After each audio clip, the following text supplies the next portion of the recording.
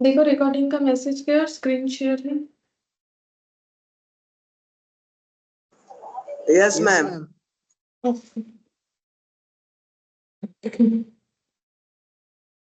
देखो हम लोग लास्ट दिन जो है डिपेंडेंट ब्रांच हम लोग का कंप्लीट हो गया था। इंडिपेंडेंट ब्रांच हम लोगों ने स्टार्ट किया था। इंडिपेंडेंट ब्रांच का मतलब हम लोगों ने पढ़ा था कि सिंपल यही है कि जो ब्रांच अपना ख्याल खुद रख सकता है और अकाउंटिंग टर्म में बोले तो अपना फाइनल अकाउंट्स खुद बना सकता है, उसी को हम लोग बोलते हैं इंडिपेंडेंट ब्रांच। ठीक है। अब हम लोगों ने यहाँ पर कुछ एंट्री जो है वो सीखना पड़ेगा। ठीक है।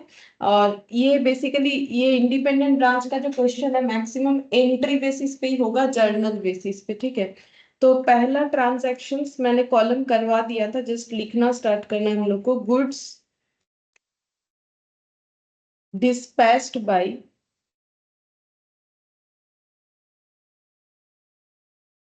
head office to branch।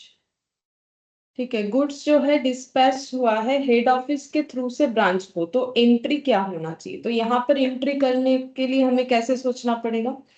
अच्छा, पहला यहाँ पर ये देखो गुड्स डिस्पैच हो रहा है तो फिर एक जन के लिए गुड्स सेंट है, एक जन के लिए गुड्स रिसीव्ड है। ठीक है। तो गुड्स सेंट हो रहा है हेड ऑफिस के लिए, तो हेड ऑफिस अपने बुक्स में लिखेगा इस तरीके से, to goods sent to branch. To goods sent to branch. ठीक है। जैसे हम लिखवा रहे हैं वैसे करके याद करोगे तो याद होगा, अदरवाइज जो है गलत हो सकता है। ठीक है। और ब्रांच रिसीव करेगा तो इसका हो जाएगा goods, what comes in debit होता है तो गुड्स रिसीव, लैंग्वेज ये लिखना है, goods received from head office account debit. ठीक है। और जब भी एंट्री होता है, ये मैंने लास्ट दिन भी लिखवाया था कि हेड ऑफिस के बुक्स में ब्रांच का अकाउंट और ब्रांच के बुक्स में हेड ऑफिस का अकाउंट जो है वो ऑलवेज यहाँ पर ट्रांजैक्शंस एंट्री में आएगा। ठीक है। तो अगर गुड्स डिस्पैच हो रहा है, गुड्स का एंट्री कर दिया हम लोगों ने, अब हेड ऑफिस जो है अपने बुक्स में ब्रांच को डेबिट कर लेगा। ठीक है। यहाँ पर एंट्री हो जाएगा ब्रांच अकाउंट डेबिट। ठीक है। और ब्रांच अपने बुक्स में हेड ऑफिस को क्रेडिट कर देगा।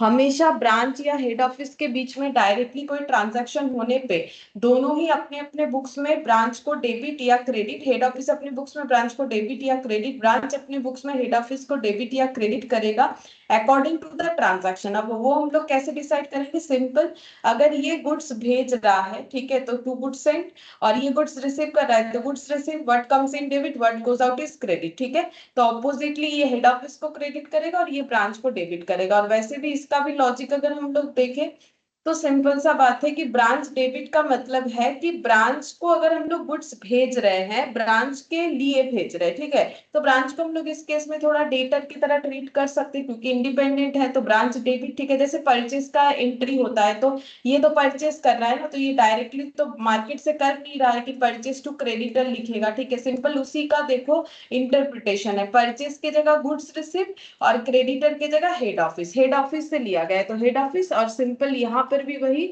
ब्रांच, जैसे ये सेल है हेड ऑफिस के लिए तो हेड ऑफिस बोलेगा, मतलब एक्चुअली तो सेल है नहीं, अपने ब्रांच को वो सेल नहीं कर रहा है, फिर भी अगर हम लोग उसके साथ मैच करना चाहे जो हम लोग का रेगुलर एंट्री होता है डेटर टू सेल के साथ, तो मैच हो जाएगा। ये देखो ये सेल और ये डेटर, डेटर की जगह ब्रांच। ठीक है। इस तरीके से हमें नॉर्मल एंट्री के साथ समझ के करना पड़ेगा, तब जो है इजीली एंट्री याद हो जाएगा।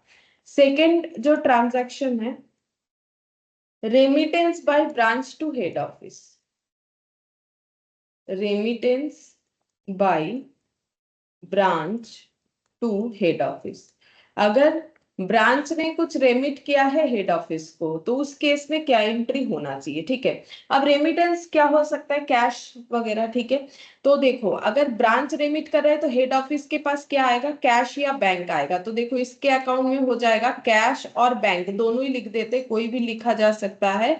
ये डेबिट करेगा, इसके पास रिसीव होगा, इसके पास से जा रहा है तो ये कैश या बैंक को क्रेडिट करेगा। ठीक है। बाकी बचे हुए जगह पे क्या एंट्री होना चाहिए? जैसे ब्रांच के बुक्स में हेड ऑफिस आ जाएगा, हेड ऑफिस के बुक्स में ब्रांच आ जाएगा, ऐसे करके याद रखना। यहाँ पर हो जाएगा ब्रांच। ठीक है। तो जैसे पैसा मिलने से डेटर से हम लोग क्या एंट्री करते हैं, डेटर, जैसे मान लो इसको अगर डेटर की तरह एक बार सोचे तो डेटर से पैसा मिला तो कैश टू डेटर, वैसे ही ठीक है, कैश टू ब्रांच। और इसने ब्रांच को भेजा, सॉरी ब्रांच ने हेड ऑफिस को दिया, तो फिर इसका जैसे हम लोग क्रेडिटर को देते हैं तो क्रेडिटर टू कैश, तो ये हेड ऑफिस टू कैश या बैंक हो जाएगा, ठीक है।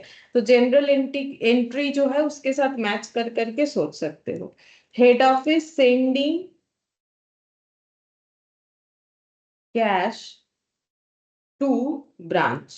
हेड ऑफिस अगर ब्रांच को कैश सेंड कर रहा है, ठीक है, तो यहाँ पर हेड ऑफिस कैश सेंड कर रहा है तो कैश ही बोला है, तो कैश या बैंक नहीं लिखेंगे, टू कैश, और इनके पास कैश आएगा, इसका मतलब जो भेज रहा है ऑपोजिट पार्टी रिसीव करेगा तो उसके पास कैश आ जाएगा, ठीक है। अब डेबिट क्रेडिट क्या होगा, यहाँ पर हो जाएगा हेड ऑफिस के बुक्स में ब्रांच को डेबिट करना है, और ब्रांच के बुक्स में हेड ऑफिस को जो भी डेबिट या क्रेडिट जो बचेगा, ठीक है, पहले इसको सेट कर लोगे तो फिर क्रेडिट होगा कि डेबिट वो अपने आप समझ में आ जाएगा, और सिंपल एंट्री के साथ भी मैच करके देख सकते हो। हेड ऑफिस अगर ब्रांच को कैश भेज रहा है तो ब्रांच टू कैश, ठीक है, और ये हो जाएगा cash to branch, cash to head office, इसको कैश रिसीव हुआ हेड ऑफिस से, ठीक है, debit the receiver, credit the giver. अच्छा, अब फोर्थ नंबर पे डायरेक्ट परचेज बाई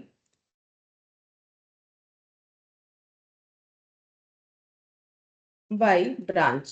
ब्रांच अगर कोई भी चीज डायरेक्ट परचेस कर रहा है, ठीक है, सिर्फ ब्रांच खुद से परचेस कर रहा है, यहाँ पर हेड ऑफिस के साथ ब्रांच का कोई ट्रांजैक्शन नहीं हो रहा है, तो सिंपल सा बात है, फिर यहाँ पर हम लोगों का जो है इस जगह पे कुछ भी नहीं आएगा हेड ऑफिस के यहाँ पर, क्योंकि हेड ऑफिस के साथ ब्रांच का कोई ट्रांजैक्शन नहीं हो रहा है इसमें। ब्रांच ने मार्केट से डायरेक्टली परचेस किया तो नॉर्मल परचेस का एंट्री दोगे, परचेस टू कैश या बैंक, और अगर क्रेडिट में लिया जा रहा है तो टू क्रेडिटर, जैसे परचेस का एंट्री होता है टू कैश लिखा जा सकता है, बैंक लिखा जा सकता है, और अगर क्रेडिटर से लिया जा रहा है मतलब क्रेडिट में अगर लिया जाता है तो इन दैट केस क्रेडिटर भी लिखना पड़ सकता है, ठीक है। बाकी क्वेश्चन में हमें क्लियरली दे देगा। यहाँ कुछ इसीलिए नहीं हुआ क्योंकि अगर डायरेक्टली जो है ब्रांच परचेस कर रहा है तो यहाँ हेड ऑफिस का कोई इन्वॉल्वमेंट नहीं दिख रहा है। फिर नेक्स्ट हो जाएगा purchase by branch but payment by head office, ठीक है।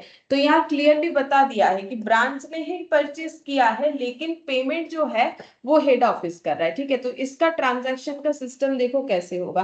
तो पहला बात है कि अगर हेड ऑफिस पेमेंट कर रहा है तो हेड ऑफिस का इम्पैक्ट क्या आएगा, उसके पास से कैश चला जाएगा तो वो टू कैश करेगा, ठीक है, ये समझ में आया।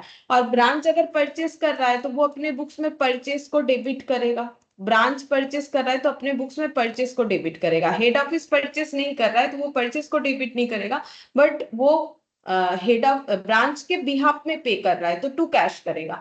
अब क्योंकि इसमें ब्रांच और हेड ऑफिस का इन्वॉल्वमेंट आ गया तो हेड ऑफिस के बुक्स में ब्रांच डेबिट हो जाएगा और ब्रांच के बुक्स में हेड ऑफिस क्रेडिट हो जाए, ठीक है, इस तरीके से। और नॉर्मल अगर सोचो तो अगर हम लोग किसी के लिए परचेस कर देते हैं किसी के बिहाफ में और हमारा पैसा जाता है तो हम लोग ये सोचते हैं कि उससे ले लेंगे बाद में, उस पर्सन से ले लेंगे, तो यहाँ पर ब्रांच से ले लिया जाएगा टू कैश, मतलब ये हिसाब रख लिया जाएगा कि ब्रांच को हम लोगों ने परचेस के लिए ब्रांच के लिए इतना पेमेंट किया हुआ था, ठीक है।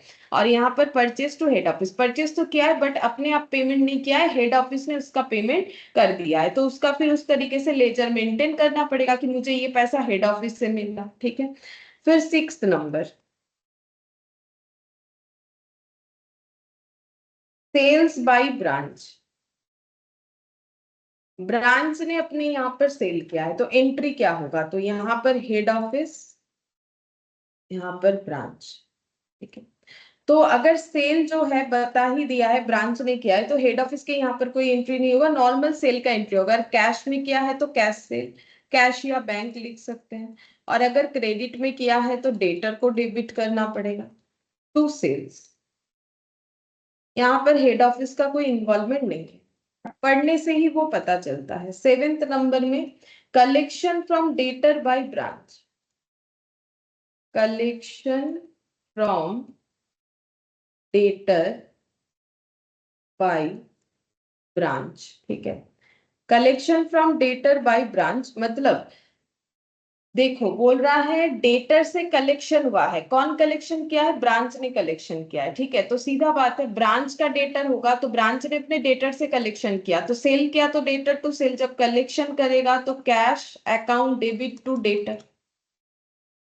अच्छा बैंक भी लिख सकता है, कैश और bank account debit to debtor हो जाएगा, ठीक है। यहाँ पर भी हेड ऑफिस में कोई एंट्री नहीं आना चाहिए, क्योंकि ये बोल ही दिया है ब्रांच ने ही जो है डायरेक्टली जो है इसमें कलेक्शन किया हुआ है। अगर हेड ऑफिस का बात होगा तो ही हमें दो जगह पे एंट्री सोचना पड़ता है, अदरवाइज सिर्फ ब्रांच में होगा। फिर कलेक्शन फ्रॉम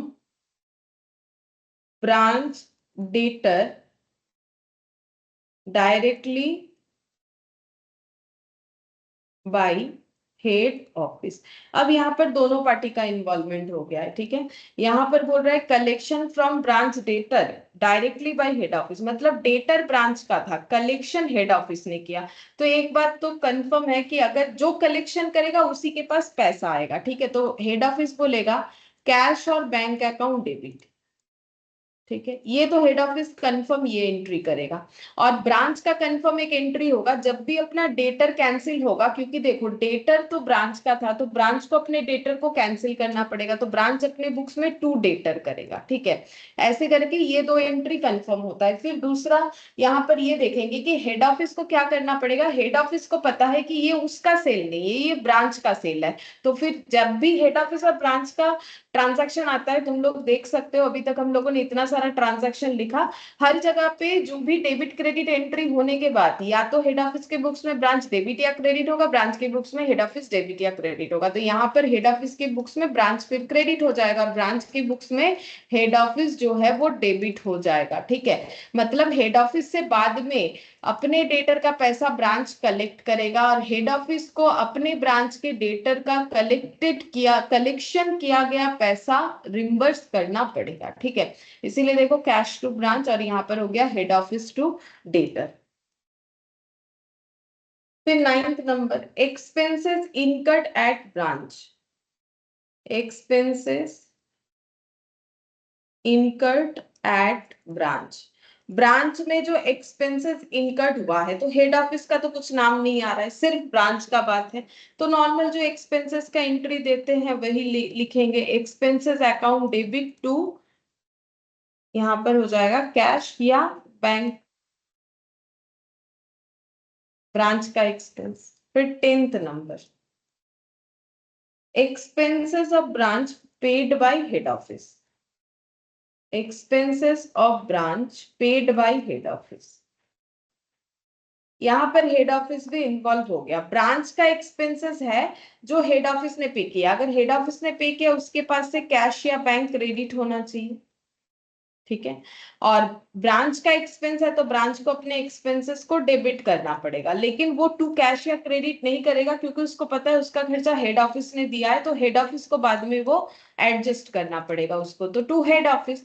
और हेड ऑफिस अपने बुक्स में बोलेगा ब्रांच से हम बाद में ये एडजस्ट कर लेंगे, तो ब्रांच को डेटर बनाएंगे, ब्रांच से ये पैसा बाद में लेना पड़ेगा। लेने का मतलब ये नहीं है कि हेड ऑफिस ले लेता है कि भाई दे दो, ये यहाँ पर क्या होता है एडजस्टमेंट हो जाता है, ठीक है। कि मतलब एक कैलकुलेशन लास्ट में करना पड़ता है, तो ये पता चलता है कि ब्रांच ने क्या क्या पे किया, क्योंकि इंडिपेंडेंट ब्रांच है ना, तो इसको अपना बुक्स ऑफ अकाउंट्स मेंटेन करना पड़ता है, तो इस तरीके से एंट्री करना पड़ता है इंडिपेंडेंटली।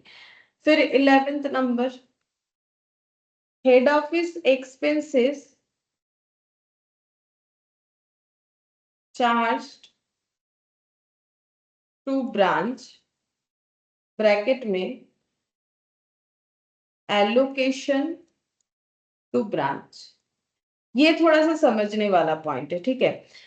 ये इंपॉर्टेंट है, बोला है head office expenses charge to branch या फिर एलोकेशन टू ब्रांच, मतलब हेड ऑफिस ने ही एक्सपेंस किया है लेकिन उस एक्सपेंसेस को ब्रांच में भी एलोकेट किया जाएगा। मतलब मान लो ये हेड ऑफिस है, ठीक है। इस हेड ऑफिस का मतलब ये जो भी बिजनेस है, इस हेड ऑफिस का मान लो 1 2 3 4 एंड 5, 5 ब्रांचेस है, ठीक है, 5 ब्रांचेस है। अब हेड ऑफिस ने कुछ एक्सपेंस किया है जो कि सभी ब्रांच पे एलोकेट करना चाहता है। ऐसा क्यों? जैसे कि देखो एक एग्जांपल देते हैं, हेड ऑफिस ने कुछ एडवर्टाइजमेंट किया अपने प्रोडक्ट का, ठीक है, तो उसका बेनिफिट सभी ब्रांचेस को भी मिलने वाला है, क्योंकि हेड ऑफिस जो भी प्रोडक्ट बेचता है ब्रांच भी तो वही प्रोडक्ट बेचता है, चाहे वो डिपेंडेंट हो चाहे वो इंडिपेंडेंट हो। जो इनका बिजनेस है वही इनका भी है, ठीक है, इनका थोड़ी ना कोई अलग है, ये इन्हीं का तो पार्ट है।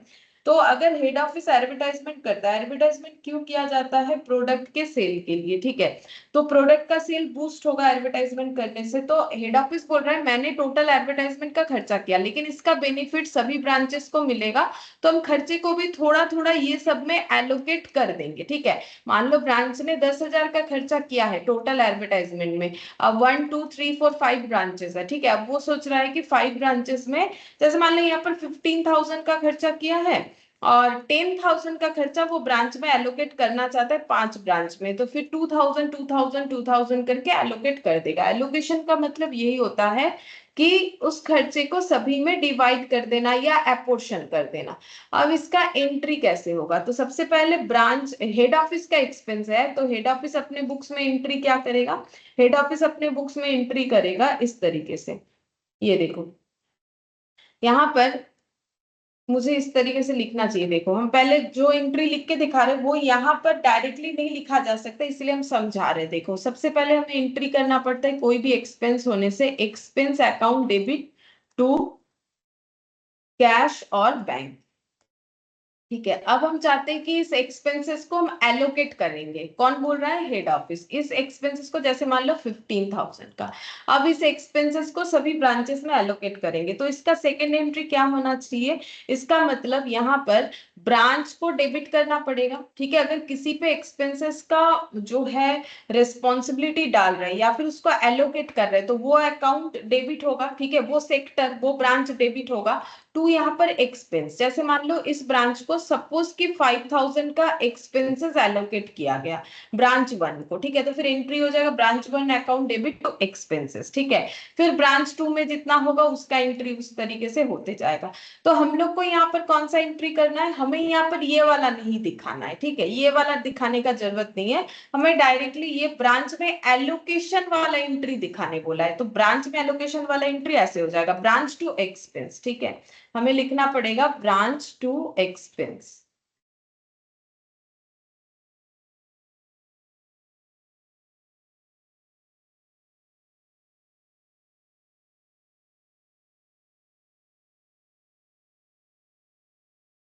ब्रांच टू एक्सपेंस ये वाला एंट्री हम लोग को लिखना पड़ेगा, branch account debit to expense, ठीक है।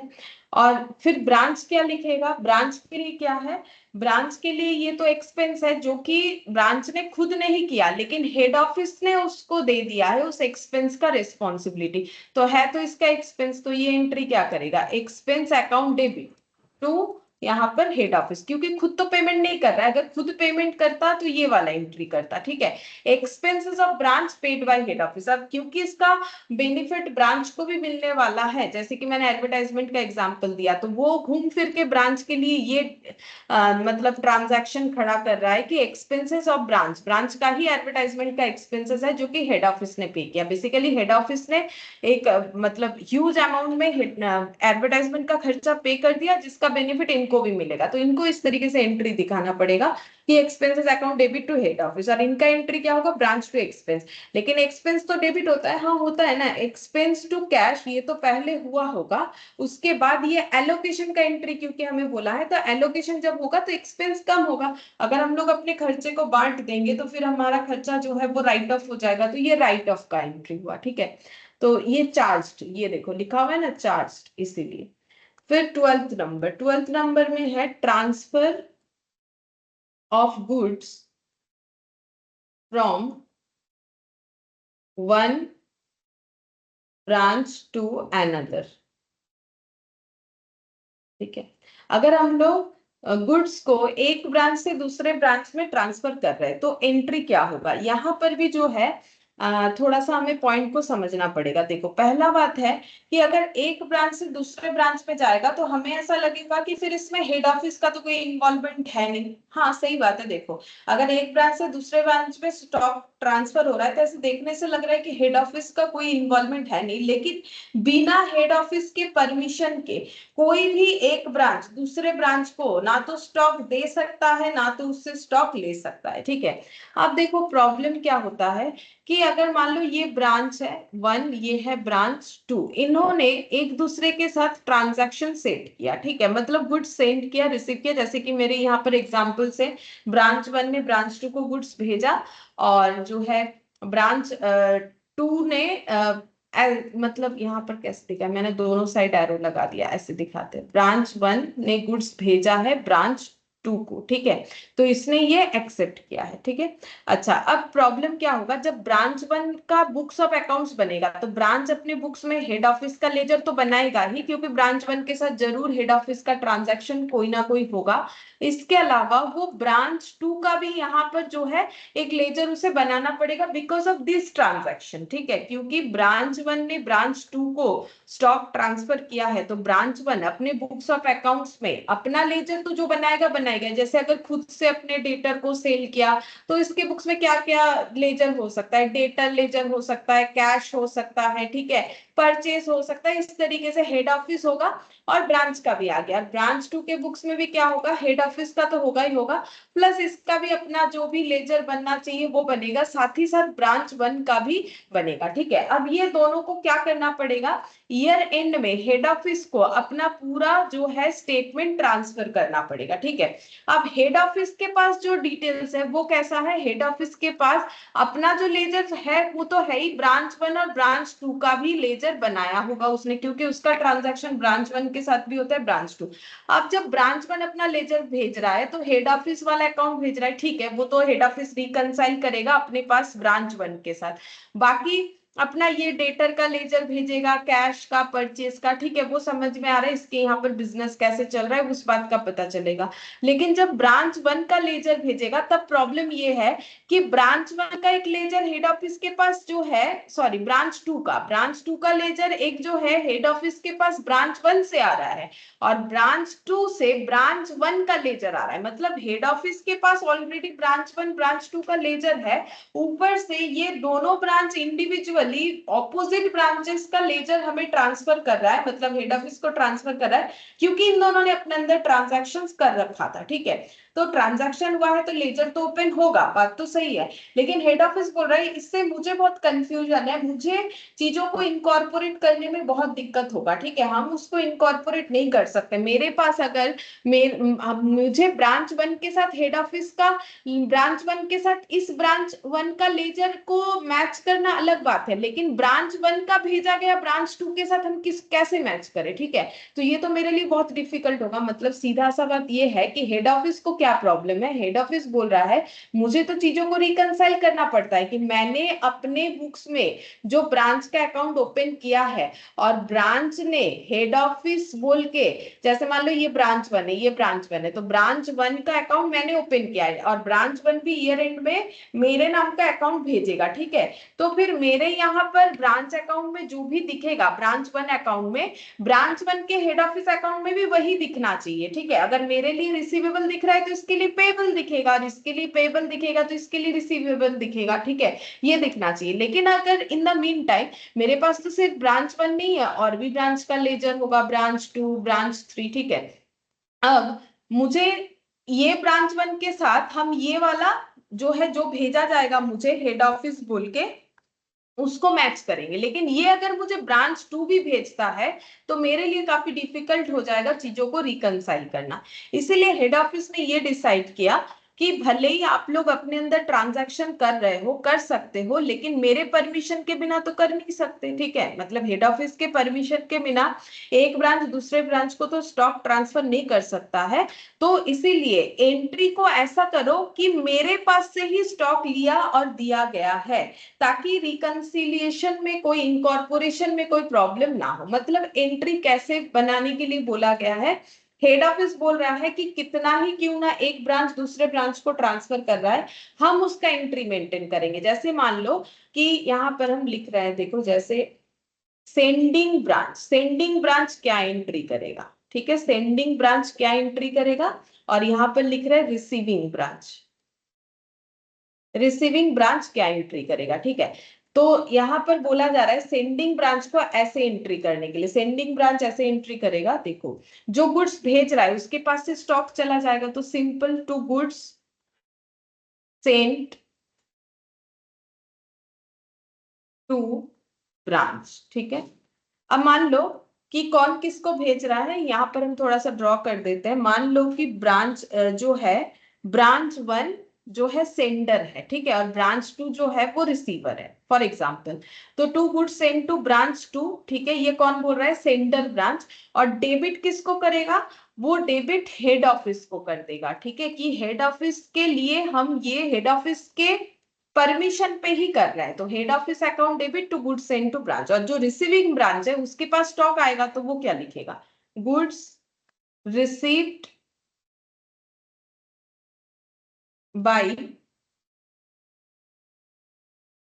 गुड्स रिसीव्ड अकाउंट डेबिट, ऐसे कर दो, goods received account debit to head office, ठीक है। मतलब ब्रांच नॉर्मली क्या होना चाहिए था कि जो भेज रहा है से debit the receiver credit the giver, मतलब इसका एंट्री हमें करना चाहिए था। मतलब ब्रांच जो है, ब्रांच वन ये एंट्री ऐसे कर सकता था, branch two debit the receiver credit the giver to branch one, इस तरीके से। लेकिन देखो अपने बुक्स में तो अपना नाम लिख भी नहीं सकता है, तो इसीलिए एंट्री देखो एक्चुअली इसको एंट्री कैसे करना चाहिए था, सेंडर ब्रांच को B2 मतलब branch two account debit to good send to branch, ये करना चाहिए था, to good send to branch, good send to branch, ठीक है। उसके जगह क्या हुआ, to good send to branch, तो ठीक है, लेकिन अब B2 को डेबिट नहीं किया ताकि इसके पास कोई भी ब्रांच टू का लेजर ओपन ना हो, ठीक है, उसने हेड ऑफिस को ही क्या कर दिया, डेबिट कर दिया। मतलब ये मान के चलना है कि हम किसी ब्रांच को दे भी अगर रहे हैं, कोई ब्रांच अगर किसी ब्रांच को दे रहा है या ले रहा है, तो हम लोग मानेंगे वो हेड ऑफिस का ही गिवन और जो है गिव और टेक हो रहा है, ठीक है। तो इसीलिए हेड ऑफिस को दे रहा है ऐसे मान के हेड ऑफिस को डेबिट करेंगे, और ये रिसीव हेड ऑफिस से कर रहा है तो debit the receiver credit the giver. जबकि यहाँ पर होना चाहिए था ब्रांच वन और यहाँ पर होना चाहिए था ब्रांच टू, लेकिन वो लिखने से आगे जाके हेड ऑफिस को इश्यूज है, वो इनकॉर्पोरेशन एंट्रीज या रिकंसिलिएशन करने में उसे काफी दिक्कत होगा। तो वो बोल रहा है कि आप लोग आपस में ट्रांजैक्शंस करो, उसमें कोई प्रॉब्लम नहीं है, लेकिन ये मत बोलो, मतलब ब्रांच वन को बोल रहा है आप गुड्स भेज रहे हो, लेकिन आप ये मत सोचो कि ब्रांच टू को आप क्योंकि मेरे परमिशन में भेज रहे हो तो आप सोचो कि आप मुझे ही भेज रहे हो, ठीक है। और रिसीविंग जो ब्रांच है उसको बोला जा रहा है कि जब एंट्री पास करोगे तो मेरे से मिल रहा है, ऐसा सोचो, मेरे से मिल रहा है, मैंने दिया है, ठीक है, क्योंकि ब्रांच वन को भी तो मैंने ही दिया था, उसी से तुम ले रहे हो, ठीक है। तो इस तरीके से तो हेड ऑफिस फिर क्या एंट्री करेगा, हेड ऑफिस एंट्री करेगा कि एक ब्रांच से दूसरे ब्रांच में स्टॉक ट्रांसफर हुआ, तो डेबिट द रिसीवर जो कि ब्रांच टू है मेरे एग्जाम्पल के अकॉर्डिंग, और क्रेडिट द गिवर। इससे क्या बेनिफिट हुआ कि हेड ऑफिस के बुक्स में ब्रांच टू ब्रांच वन तो पहले भी बनता था, लेजर अभी भी बनेगा, लेकिन जब ब्रांच वन लेजर ट्रांसफर करेगा हेड ऑफिस को तो उसके पास कोई ब्रांच टू या अदर ब्रांच जो भी हो उसका कोई लेजर नहीं होगा जो वो हेड ऑफिस को ट्रांसफर कर रहा है। इसमें हेड ऑफिस का कंफ्यूजन जो है वो कम होगा, ठीक है। तो इस तरीके से एंट्री होना चाहिए। तो यहाँ पर ये वाला जो है इंपॉर्टेंट था मुझे लगता है, और ये जो है एलोकेशन वाला ये भी इंपॉर्टेंट था। अच्छा, अब देखो नेक्स्ट जो है 13 नंबर, ये भी इंपॉर्टेंट है, 13 का भी जो है वो भी इंपॉर्टेंट है।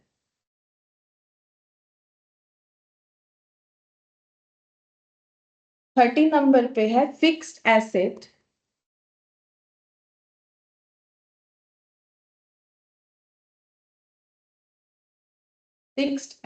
Account maintained at branch. Fixed asset account अगर ब्रांच में मेंटेन होता है, ठीक है, तो उसका 3 पॉइंट आता है। पहला, fixed asset purchased by branch, fixed asset purchased by branch, इसका एंट्री। सेकेंड, यहाँ पर fixed asset purchased by branch paid by head office, depreciation provided bracket में फॉर बी, मतलब ये वाले ऑप्शंस के लिए, ठीक है। अब इसका हमें एंट्री बताना है, ठीक है। अच्छा, एंट्री कैसे होगा, जैसे अभी तक हम लोग कर रहे थे, यहाँ हेड ऑफिस का और यहाँ ब्रांच का, ठीक है। तो हम लोग का मेन जो पॉइंट है वो है कि fixed asset account maintained at branch, branch में ही फिक्स्ड एसेट का अकाउंट अगर मेंटेन होता है, ये हमारा मेन है, ठीक है। और उसके अंदर ये सब पॉइंट्स है। फिक्स्ड एसेट अगर ब्रांच ने परचेज किया है तो एंट्री क्या होगा, तो हेड ऑफिस में कोई एंट्री नहीं होगा। ब्रांच ने अगर फिक्स्ड एसेट परचेज किया है तो उसके पास से कैश जाएगा, अगर कैश में लिया है। बैंक जा सकता है अगर चेक में लिया है, और अगर जो है बोरो करके लिया है, मतलब बोल सकते हैं कि अगर उधार में लिया है तो क्रेडिटर होगा, ठीक है। तो क्रेडिटर होगा, और क्योंकि ये अकाउंट फिक्स्ड एसेट का अकाउंट ब्रांच मेंटेन करता है तो फिक्स्ड एसेट अकाउंट जो है यहाँ पर डेबिट हो जाएगा, सिंपल, ठीक है। फिर बोला है fixed asset purchase by branch paid by head office. Fixed asset जो है ब्रांच ने परचेज किया है, लेकिन उसका पेमेंट जो है हेड ऑफिस ने किया है, तो फिर हेड ऑफिस का इन्वॉल्वमेंट आ गया, ठीक है। तो फिक्स्ड एसेट जो है परचेज ब्रांच ने किया है, पे अगर हेड ऑफिस ने किया है, तो पहला बात तो ये दिमाग में आना चाहिए कि हेड ऑफिस का कैश या बैंक हमारा क्रेडिट होगा, ठीक है। और कैश बैंक क्रेडिट होगा तो ये चला गया, और आएगा क्या, फिक्स्ड एसेट। अब ये फिक्स्ड एसेट को डेबिट कौन करेगा, ब्रांच करेगा, क्योंकि पहले ही बता दिया है मैंने, ये पूरा ट्रांजैक्शन फिक्स्ड एसेट अकाउंट जो है मेंटेन्ड बाय ब्रांच है, तो फिक्स्ड एसेट अकाउंट डेबिट हो जाएगा, ठीक है। अब मैंने जैसे पहले भी बोला कि अगर ब्रांच और हेड ऑफिस दोनों इन्वॉल्व हो रहे हैं तो उस केस में ऑपोजिटली दोनों अकाउंट अपने अपने वहां पर डेबिट या क्रेडिट हो जाएगा। तो ब्रांच के बुक्स में हेड ऑफिस क्रेडिट होगा, हेड ऑफिस के बुक्स में ब्रांच जो है डेबिट होगा। इसका मतलब हेड ऑफिस बोलना चाह रहा है कि ये जो पैसा मैंने पे किया है वो ब्रांच के लिए किया है, और यहाँ पर ब्रांच बोलना चाह रहा है मैंने फिक्स्ड एसेट खरीदा बट मैंने पेमेंट नहीं किया है, पेमेंट हेड ऑफिस ने किया है। ये एंट्री देख के ये पता चल रहा है। अब डेप्रिसिएशन अगर प्रोवाइड किया जा रहा है for this case, for point B, तो क्या एंट्री होगा, ठीक है। अब देखो यहाँ पर डेप्रिसिएशन को कैसे हमें जो है दिखाना है। डेप्रिसिएशन वही चार्ज करेगा जिसके पास फिक्स्ड एसेट का लेजर होगा, ठीक है। मतलब फिक्स्ड एसेट जो मेंटेन कर रहा है वही डेप्रिसिएशन चार्ज करेगा। तो यहाँ पर फिक्स्ड एसेट मेंटेन कौन कर रहा है, ब्रांच कर रहा है, तो यहाँ पर डेप्रिसिएशन अकाउंट डेबिट हो जाएगा और टू फिक्स्ड एसेट हो जाएगा। क्योंकि देखो हेड ऑफिस डेप्रिसिएशन का एंट्री कर ही नहीं सकता है, क्योंकि हेड ऑफिस के पास किसी तरीके का फिक्स्ड एसेट का लेजर है ही नहीं कि वो उसको क्रेडिट करेगा, क्योंकि डेप्रिसिएशन चार्ज जब करेंगे डेप्रिसिएशन डेबिट तो कर देंगे, लेकिन फिक्स्ड एसेट को क्रेडिट कैसे करें, जिसके पास फिक्स्ड एसेट डेबिट होगा वही क्रेडिट कर सकता है। तो यहाँ पर एंट्री होगा, यहाँ इसका कोई भी एंट्री नहीं होगा, ठीक है। तो ये हो गया हम लोग का 13 नंबर। ऐसा ही सेम तरीके का 14 नंबर का भी है, देखो इसमें fixed asset account, fixed asset account maintained eight head office, maintained eight head office. अगर फिक्स्ड एसेट का अकाउंट हेड ऑफिस के बुक्स में मेंटेन हो रहा है तो फिर क्या होगा, तो उसमें भी हम जो है 3 पॉइंट लिखवाएंगे। पहला, fixed asset purchased at branch and recorded at head office books. फिर point B, branch fixed asset recorded in head office books and payment by head office, and payment by head office। और एक point होगा depreciation provided for point A, ठीक है। इसके बाद C point, depreciation provided for point A, ठीक है। देखते हैं, देखो ओ अच्छा, इसके नीचे जगह था। डेप्रिशिएशन प्रोवाइडेड फॉर पॉइंट ए। अच्छा देखो, बोला है fixed asset account maintained at branch. देखो थोड़ी देर पहले हम लोगों ने किया था fixed asset account maintained eight जो है ब्रांच, यहाँ पर है fixed asset account maintain at head office. शायद मैंने इसको ब्रांच बोल दिया गलती से, लेकिन देखो मैंने हेड ऑफिस ही लिख रखा है, ठीक है। एक बार मेंटेन एट ब्रांच और एक बार है मेंटेन एट हेड ऑफिस, ठीक है। अब ट्रांजैक्शंस देखते हैं। पहला ट्रांजैक्शन क्या है? Fixed asset purchased at branch and recorded at head office books. अब यहाँ पर हेड ऑफिस और ब्रांच दोनों का इन्वॉल्वमेंट आएगा, क्योंकि ट्रांजैक्शन ही हमें ये बता रहा है कि फिक्स्ड एसेट परचेज हुआ है ब्रांच में, ठीक है, लेकिन रिकॉर्ड हुआ है हेड ऑफिस के बुक्स में। मतलब फिक्स्ड एसेट का जो परचेज का रिकॉर्डिंग है वो हेड ऑफिस के बुक्स में हुआ है, तो हेड ऑफिस ने जरूर फिक्स्ड एसेट अकाउंट को डेबिट किया होगा। रिकॉर्ड करने का मतलब तो वही हुआ, लेकिन परचेज तो ब्रांच किया है, तो इसका तो कैश क्रेडिट या डेबिट नहीं हुआ।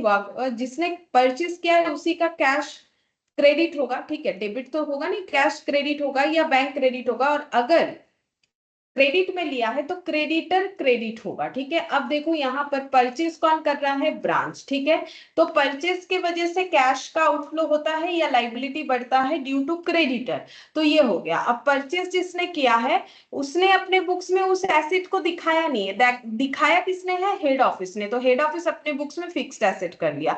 अब इसको पूरा कैसे करेंगे? जैसे मैंने बोला हेड ऑफिस है ये वाला, तो यहाँ पर टू ब्रांच करो और यहाँ ब्रांच के बुक्स में हेड ऑफिस अकाउंट डेबिट करो, ठीक है। और इसका जो मतलब अगर इसका मीनिंग समझना चाहे तो क्या होगा, देखो यहाँ पर एक चीज लिख सकते हो, यहाँ पर ब्रांच फिक्स्ड एसेट बोल के लिख देना, ठीक है। क्यों? क्योंकि ये देखो फिक्स्ड एसेट सिर्फ लिखने से बाद में जो है हेड ऑफिस को थोड़ा सा इश्यूज हो सकता है, क्योंकि हेड ऑफिस का अपना फिक्स्ड एसेट भी तो होगा। तो लेजर पोस्टिंग के वक्त अगर हम लोग उस फिक्स्ड एसेट में कर देंगे तो गड़बड़ हो जाएगा।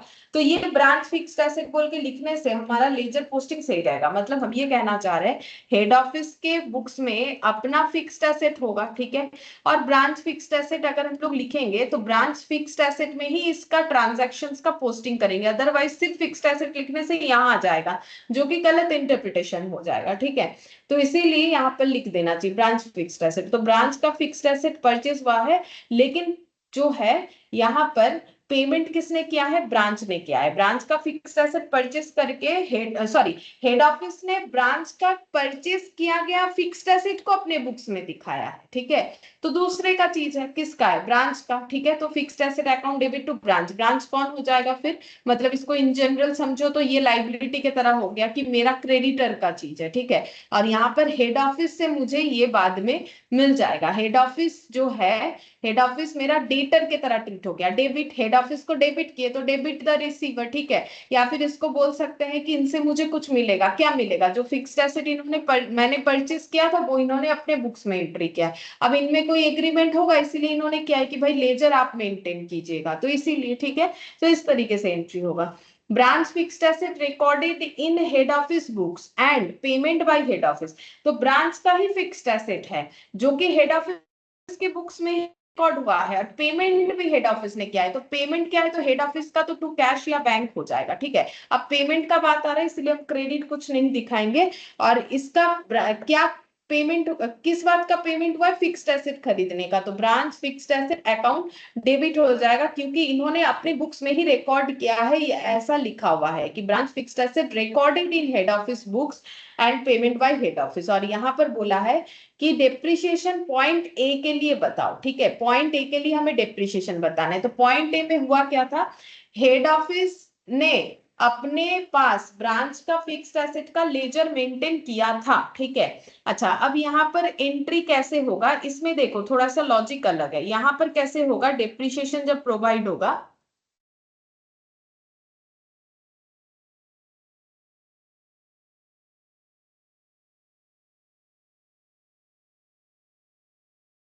Good morning Anisha.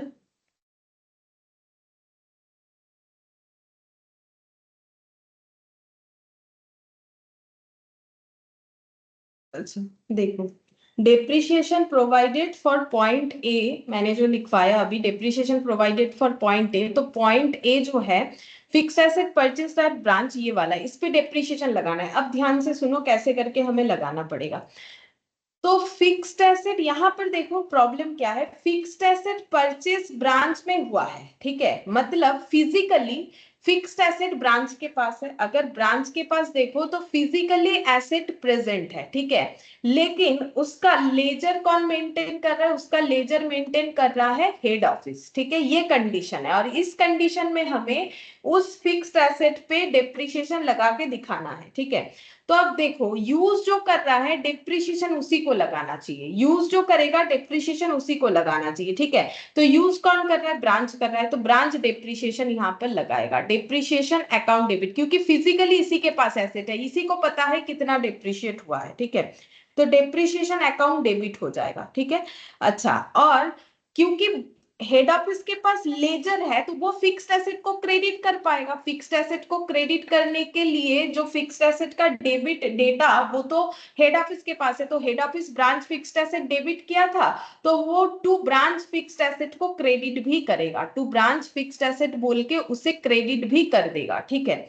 अब डेबिट किसको किया जाएगा, अब जैसे कि मैंने बोला था हेड ऑफिस के बुक्स में ब्रांच को डेबिट कर देना है हमेशा, ब्रांच अकाउंट डेबिट, और जो ब्रांच का बुक्स है वहां पर हमें हेड ऑफिस को क्रेडिट कर देना है, ठीक है। तो ये पॉइंट जो है कुछ इंपॉर्टेंट था, ठीक है। तो इसको इस तरीके से ही तुम लोग को पढ़ना पड़ेगा। अगर ऐसे जैसे मैंने लिखवाया है ना, एक बार इधर फिर एक बार इधर फिर उसको जाके पूरा किया, ऐसे करके ही अगर समझोगे तो ही इतना सारा अभी तक हम लोगों ने जो लिखा है पॉइंट 1 से लेके पॉइंट 14 तक, तभी तुम लोग जो है समझ पाओगे, अदरवाइज जो है नहीं होगा, ठीक है। जैसे मैंने लिखा ना, एक बार इधर लिखा फिर एक बार इधर लिखा, इस तरीके से ही तुम लोग को समझना चाहिए, जब भी पढ़ोगे तो ही तुम लोग इजीली इसे जो है याद कर पाओगे, ठीक है। याद करने का मतलब है समझ के पढ़ लेना, ठीक है। कैसे होगा, अब इसमें से कैसा क्वेश्चन आएगा, अच्छा उसके पहले एक इन ट्रांजिट का भी दिखा देते हैं, उसके बाद हम लोग क्वेश्चन करेंगे, ठीक है। ये हटा देते क्योंकि ये यहाँ पर आ गया था, मुझे पता नहीं था कि वहां पर जगह पूरा है, ठीक है। अब यहाँ पर एक हेडिंग करो, गुड्स इन ट्रांजिट, ठीक है मैम।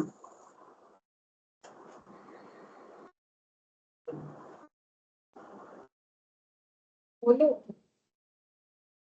मैम हमको एक बार 12 नंबर का एंट्री दिखाइए, तो हमको लग रहा है कि कुछ मिस हुआ है मेरे से। ये वाला है,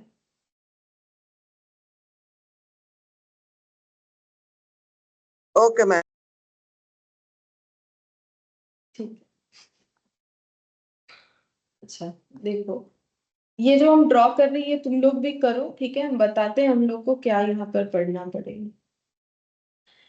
गुड्स इन ट्रांजिट का मतलब तो पता है, गुड्स इन ट्रांजिट का मतलब कि गुड्स जो है एक जगह से दूसरे जगह पे भेजा गया है, लेकिन वो जहां से निकला था वहां से निकल गया, लेकिन जहां पहुंचना था वहां नहीं पहुंचा है, बीच रास्ते में ही है, ठीक है, उसको बोलते हैं गुड्स इन ट्रांजिट। अब यहाँ पर मैंने जो एरो लगाया है इससे पता चल रहा है कि हेड ऑफिस ने ब्रांच को स्टॉक भेजा है, ठीक है, ये एरो से पता चल रहा है हेड ऑफिस ने ब्रांच को स्टॉक भेजा है। फिर भी हम यहाँ पर लिख देते हैं गुड्स सेंट फॉर रुपीज, मान लो 4 लाख, ठीक है, 4 लाख का स्टॉक ट्रांसफर हुआ है हेड ऑफिस से ब्रांच को, ठीक है। अच्छा, अब ये हुआ कब है, हम एक डेट यहाँ पर अपने हिसाब से दे रहे हैं, 27 को, मान लो हेड ऑफिस ने 27 को हेड ऑफिस ने ये स्टॉक ट्रांसफर किया था, मतलब 4 लाख का स्टॉक ट्रांसफर किया था ब्रांच को, ठीक है। तो जब यहाँ पर गुड्स भेजा गया था तो एंट्री क्या होना चाहिए था, देखो तब एंट्री ऐसे होना चाहिए था, मतलब हेड ऑफिस ने क्या एंट्री किया होगा, तो हेड ऑफिस के पास से स्टॉक गया तो वो क्या एंट्री करेगा, to goods sent to branch, ऐसे to goods sent to branch, ठीक है। और यहाँ पर क्या हो जाएगा, ब्रांच अकाउंट डेबिट, ठीक है, ब्रांच अकाउंट डेबिट 4 लाख। ये एंट्री हेड ऑफिस ने ऑन दैट मोमेंट ही कर दिया होगा जब उसने स्टॉक अपने पास से ब्रांच को भेज दिया, ठीक है, एंट्री कर दिया। लेकिन प्रॉब्लम क्या हुआ कि ये जो स्टॉक है ये रिसीव हुआ है, ब्रांच को रिसीव हुआ है, लेकिन कितना हुआ है, कब हुआ है, देखो उसका भी हम एक डिटेल्स यहाँ पर बना के देते हैं। यहाँ पर मान लो रिसीव्ड ऑन 31 March फॉर ₹3,80,000। ठीक है, 3,80,000 का गुड्स रिसीव्ड हुआ है एट ब्रांच। कब हुआ है? 31 मार्च को। ठीक है, तो मुझे बोलो कितना इन ट्रांजिट में रह गया, कितना इन ट्रांजिट में रह गया? अरे बोलो मैम 20,000। हाँ 20,000, तो इन ट्रांजिट में रह जाता है 20,000। ठीक है, अगर 4 लाख में से 3,80,000 किसी के पास जाके पहुंचता है तो इन ट्रांजिट में जो है वो 20,000 रह गया।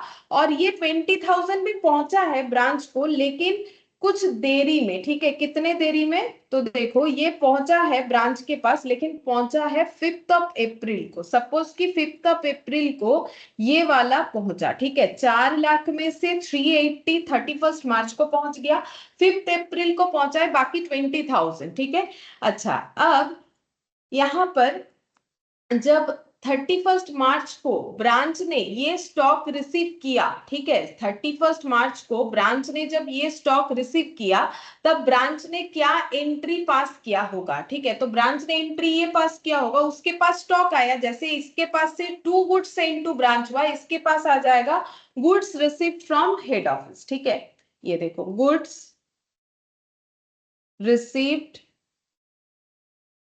from head office 3,80,000, क्योंकि 3,80,000 रिसीव हुआ है तो उतने का ही एंट्री किया जाएगा टू हेड ऑफिस। ठीक है, ये बोल सकते हो कि कंसाइनमेंट भी तुम लोगों ने कभी ना कभी किया होगा कॉलेज में, या जिन्होंने फाउंडेशन अगर किया है तो ठीक है, तो वहां पर भी तुम लोगों ने ऐसा ही सेम एंट्री जो है किया है कभी ना कभी। ठीक है, तो अभी नहीं भी किया है या याद भी नहीं है तो भी कोई बात नहीं, नॉर्मल एंट्री है। इसके पास इसने स्टॉक ट्रांसफर किया, उसने स्टॉक रिसीव किया। अब इसने तो 4 लाख का ही ट्रांसफर किया था, इसलिए इसने 4 लाख का एंट्री किया, लेकिन उसके पास 380 का पहुंचा तो उसने 3,80,000 का एंट्री किया। अब 5 अप्रैल को जब स्टॉक आके पहुंचेगा तो वो एंट्री मतलब ब्रांच कैसे एंट्री करेगा? ठीक है, अब प्रॉब्लम ये है कि 31 मार्च को तो अकाउंट क्लोज हो जाता है। ठीक है, मतलब अगर हम लोग मान के चलते हैं कि इनका अकाउंटिंग ईयर जो है अप्रैल टू मार्च वाला है, ठीक है, ये जो अकाउंटिंग ईयर इनका मेंटेन होता है, अगर ये अप्रैल टू मार्च वाला है तो मार्च में इन्होंने एक एंट्री तो कर दिया कि इतना गुड्स रिसीव्ड हुआ, लेकिन जो गुड्स रिसीव्ड नहीं हुआ वो तो 5 अप्रैल को हुआ, तो उसका डिटेल्स कैसे दिखाए? क्योंकि फिर तो मिसमैच होगा, इन्होंने 4 लाख का दिखा रखा है, इन्होंने 3,80,000, फिर 20,000 को हम लोग कैसे दिखाएंगे? ठीक है, तो उसके लिए कैसे एंट्री होगा? तो देखो यहाँ पर 5 अप्रैल का एंट्री हम बताते हैं। Receiver should pass entry for GIT. तो जो गुड्स इन ट्रांजिट है उसका एंट्री कैसे दिखाएंगे? मतलब हम लोग 5 अप्रैल को रिसीव करेंगे तब तो रिसीव कर ही लेंगे, लेकिन 31 मार्च को हम लोग 3,80,000 का दिखाएंगे, इधर 4 लाख का ट्रांजैक्शन, इधर 3,80,000, फिर मिसमैच होगा। तो हमें 31 मार्च को इसको कैसे करके दिखाना चाहिए वही हम बता रहे हैं। तो रूल्स ये है कि हमेशा जो रिसीवर पार्टी है वो गुड्स इन ट्रांजिट का एंट्री करेगा, चाहे गुड्स हो चाहे कैश हो। अभी थोड़ी देर बाद कैश का भी दिखाएंगे। इन ट्रांजिट का कोई भी एंट्री रिसीवर पार्टी को करना होता है हमेशा। ठीक है, रिसीवर पार्टी क्यों? इसका लॉजिक है क्योंकि जो सेंडर है वो तो पूरे पूरे स्टॉक का ही एंट्री कर डालता है, तो उसको और दोबारा एडिशनल एंट्री का तो कोई जरूरत है नहीं। लेकिन जो रिसीवर पार्टी है उसको रिसीव 2 पैटर्न में होता है, एक तो फिजिकली रिसीव हो जाता है, दूसरा जो है रिसीव होने वाला है लेकिन नहीं हुआ है, तो उसके लिए उसको दूसरा एंट्री पास करना पड़ता है। तो जो रिसीवर पार्टी है वही हमेशा इन ट्रांजिट का इसीलिए एंट्री करेगा। ठीक है, तो रिसीवर पार्टी इन ट्रांजिट का एंट्री कैसे करेगा? यहाँ पर इन ट्रांजिट क्या है? गुड्स है। ठीक है, तो रिसीवर पार्टी इन ट्रांजिट का एंट्री ऐसे करेगा। गुड्स इन ट्रांजिट, मैंने जीआईटी लिख दिया है, goods in transit account debit to head office. ठीक है, goods in transit account debit to head office. जैसे यहाँ क्या लिखा था? Goods received from head office to head office. अब टू हेड ऑफिस तो यहाँ भी होगा क्योंकि हेड ऑफिस ही उसे स्टॉक दे रहा है, ठीक है। लेकिन ये स्टॉक अभी पहुंचा नहीं है, रिसीव नहीं हुआ है, जीआईटी में है, मतलब इन ट्रांजिट में है, तो simple GIT debit to head office, ठीक है। इस तरीके से होगा। तो हमेशा जो रिसीवर पार्टी है उसी को एंट्री करना पड़ता है जो बचा हुआ है, क्योंकि जो गिवर पार्टी है वो तो पूरे पूरे 4 लाख का एंट्री कर चुका होगा, तो उसको दोबारा एंट्री करने का तो कोई जरूरत नहीं होगा, ठीक है। अच्छा, अब यहाँ पर ऐसा ही सेम हम लोग कैश इन ट्रांजिट के ऊपर देखेंगे, क्योंकि ये दो चीज पे हमारा एंट्री जो है पूछा जाता है। सेम ही होगा, फिर भी हम दिखा देते हैं कैश इन ट्रांजिट का कैसा होगा, सेम तरीके से ही होगा। यहाँ पर लिखते हैं कैश इन ट्रांजिट। तो कैश इन ट्रांजिट में ब्रांच, यहाँ लिखा है मैंने, इधर लिखा है हेड ऑफिस, ठीक है। तो ब्रांच जो है, ये एरो हम ऐसे लगा रहे हैं, इसका मतलब ब्रांच ने हेड ऑफिस को कैश सेंड किया है। कितना किया है? सपोज कि सेंड किया है ₹1,00,000, ठीक है। लेकिन हेड ऑफिस के पास रिसिप्ट हुआ है ₹80,000, ठीक है। तो फिर इन ट्रांजिट में कितना बच गया?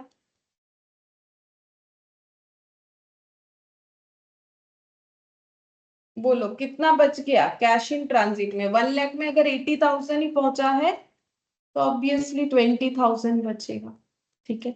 ये कैश इन ट्रांजिट में बच गया, ठीक है।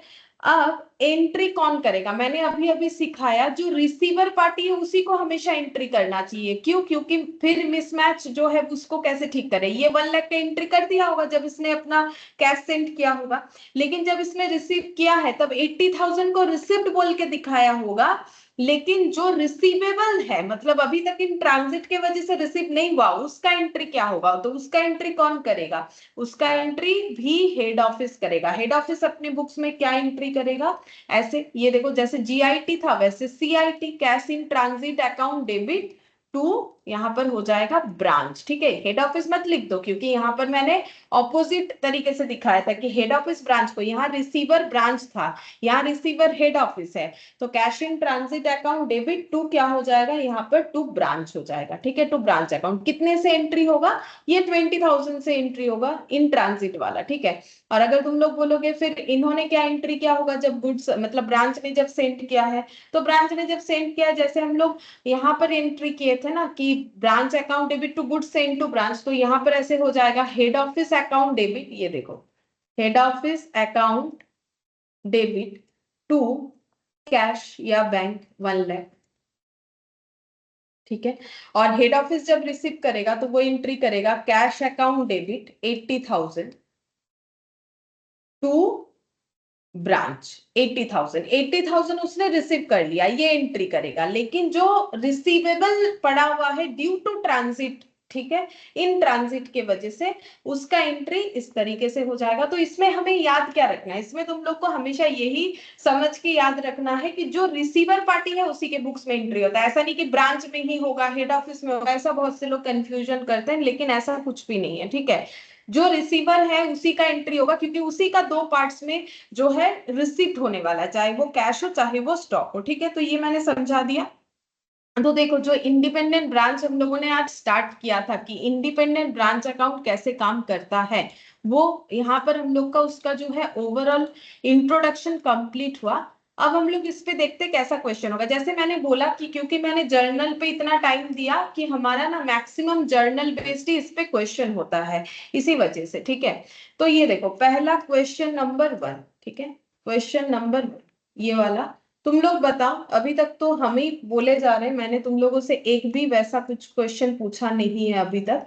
अब तुम लोग मुझे बताओ, ये पहला क्वेश्चन इंडिपेंडेंट ब्रांच का, goods worth 50,000 sent by head office but the branch has receive till the closing date, मतलब जिस दिन ईयर एंड होगा, goods worth 40,000 only, give journal entries in the books of head office and branch for goods in transit. Goods in transit के लिए head office के books में और branch के बुक्स में एंट्री करने बोला है। तो मैंने जैसे बोला कि हम लोग का जो इंडिपेंडेंट ब्रांच टॉपिक है वो जो है हम लोग का सिर्फ और सिर्फ जो है जर्नल बेस्ड ज्यादा क्वेश्चन जो है होता है, ठीक है। तो हमें यहाँ यहाँ पर दोनों बुक्स में एंट्री करने बोला है। एक तो बोला है in the books of head office, question ही बताया है in the books of head office, और in the books of branch हमें एंट्री करना है। ठीक है, तो बोलो किसके बुक्स में क्या एंट्री होगा। ये क्वेश्चन देखो, ये बात 50,000 गुड्स भेजा था, ठीक है, सिंपल सा बात है, हेड ऑफिस ने ब्रांच को भेजा है। एक ही लाइन का क्वेश्चन है, ज्यादा कुछ है भी नहीं, लेकिन ब्रांच को रिसीव हुआ है 40,000। तो इस सिचुएशन में इसके बुक्स में और इसके बुक्स में एंट्री क्या होगा, हमें सिर्फ जो है give journal entries in the books of head office and branch for goods in transit, सिर्फ जीआईटी का एंट्री दिखाना है, बाकी आगे पीछे का कुछ नहीं दिखाना है। बोलो क्या एंट्री होगा।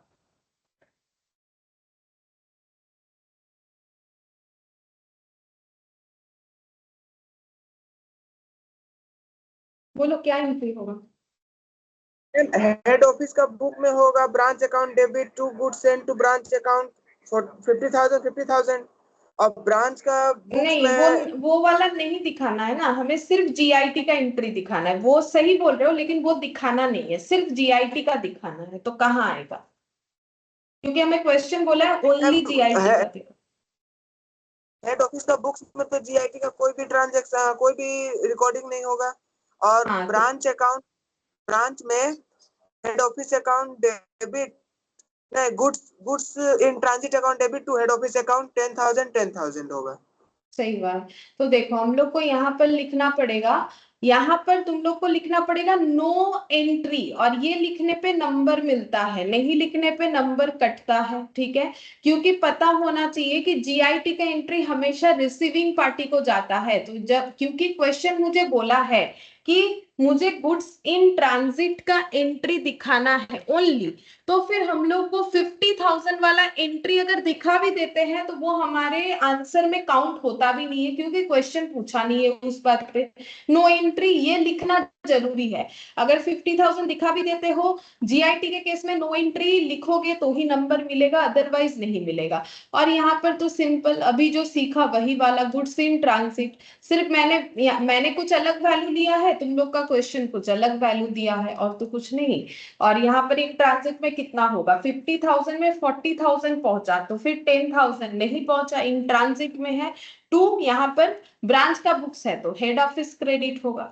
और क्योंकि देखो मैंने नैरेशन नहीं लिखवाया, क्योंकि देखो इतना सारा लिखने में ही इतना टाइम गया मेरा, कम से कम देखो 1 घंटा लग गया और इतने सारे चीजों को समझाने में, इसलिए मैंने नैरेशन नहीं लिखा, क्योंकि नैरेशन तुम लोग लिख लोगे मुझे पता है। अब हम यहाँ सोल्यूशन में एक एक चीजों का नैरेशन लिखवा देंगे। तो यहाँ पर हो जाएगा बीइंग गुड्स इन ट्रांजिट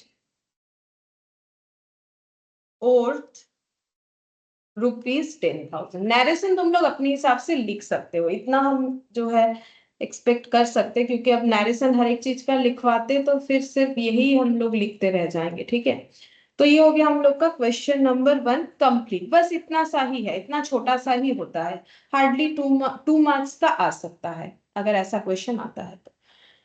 फिर देखो क्वेश्चन नंबर 2। ठीक है, इसमें क्या बोला है, Alps having head office in Mumbai has a branch इन नागपुर। ठीक है, हेड ऑफिस कहाँ पर है, हेड ऑफिस है मुंबई में। ठीक है, और ब्रांच कहाँ पर है, ब्रांच है नागपुर में। ठीक है, ब्रांच है नागपुर में, मतलब सीधा बात है एक ऑर्गेनाइजेशन जिसका हेड ऑफिस बॉम्बे मतलब मुंबई, और ये नागपुर में जो है ब्रांच है। The branch at Nagpur is an independent branch. ये जो ब्रांच है ये इंडिपेंडेंट ब्रांच है, मतलब खुद का ध्यान खुद रख सकता है, यानी कि अपना बुक्स ऑफ अकाउंट्स खुद मेंटेन करता है। बोल भी दिया है maintaining separate books of accounts, मतलब हेड ऑफिस का बुक्स ऑफ अकाउंट्स मेंटेन नहीं करता, अगर करता तो फिर ये डिपेंडेंट ब्रांच होता। On 31 March 2001, it was found that goods dispatched by head office for 2 lakh was received by the branch only to the extent of 1,50,000. तो जब 31 मार्च 2001 आया तो ये ब्रांच ने देखा कि हेड ऑफिस ने 2 लाख का स्टॉक मुझे दिया था, लेकिन मैंने तो सिर्फ 1.5 यानी 1,50,000 का ही रिसीव कर रखा है। Balance goods are in transit, इसका मतलब बचा हुआ गुड्स इन ट्रांजिट में है। What is the accounting entry to be passed by the branch for recording the goods in transit in its books? Again same question, लेकिन इतना कुछ बोल दिया है। बोलो क्या आंसर होगा?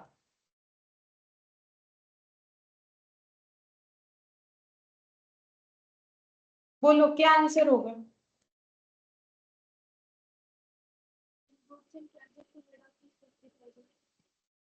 एक बार फिर से बोलो, मुझे आवाज नहीं आ रहा है, थोड़ा स्लो आ रहा है आवाज।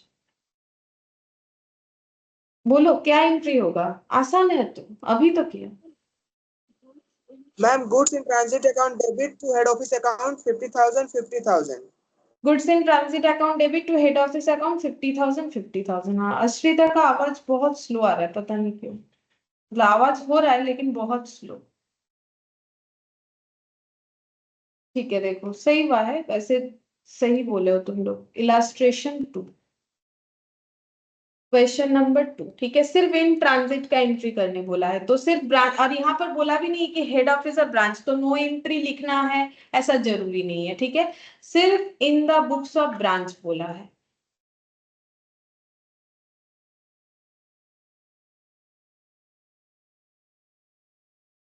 और हमेशा रिसीवर पार्टी के बुक्स में एंट्री होता है।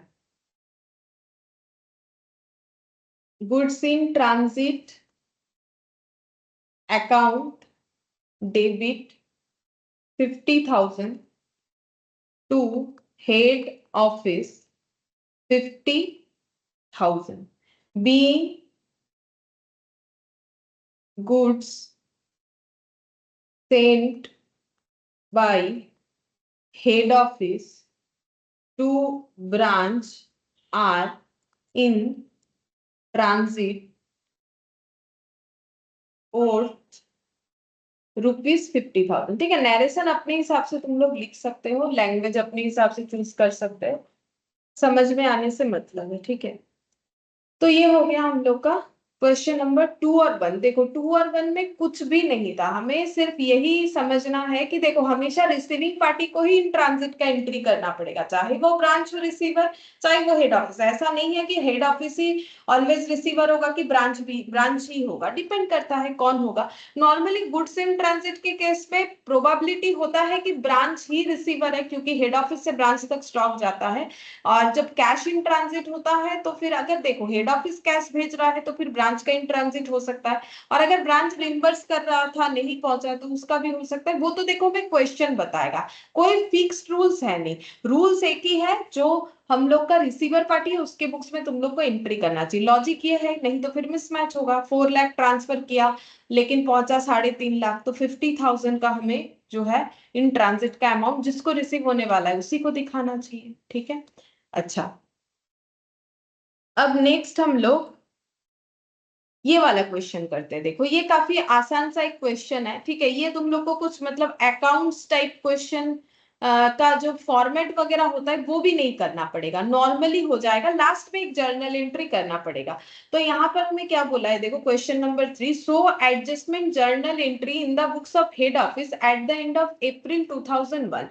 हमें एक जर्नल एंट्री करने बोला है हेड ऑफिस के बुक्स में। ठीक है, और वो भी कब, अप्रैल 2001 को, फॉर इनकॉर्पोरेशन ऑफ, ताकि हम लोग इनकॉर्पोरेट कर पाए इंटर ब्रांच ट्रांजैक्शंस। मतलब हम बताते हैं, इंटर ब्रांच ट्रांजैक्शंस का मतलब होता है कि एक ब्रांच दूसरे ब्रांच को जब गुड्स भेज रहा है या कैश भेज रहा है या रिसीव कर रहा है, ठीक है, हेड ऑफिस और ब्रांच में तो ट्रांजैक्शन होगा ही, लेकिन ब्रांच टू ब्रांच में अगर ट्रांजैक्शन होता है यानी inter branch transactions, branch to branch का जो ट्रांजैक्शन है वो कैसे करके हम लोग इनकॉर्पोरेट करेंगे वो हमें यहाँ पर एंट्री के साथ दिखाना है।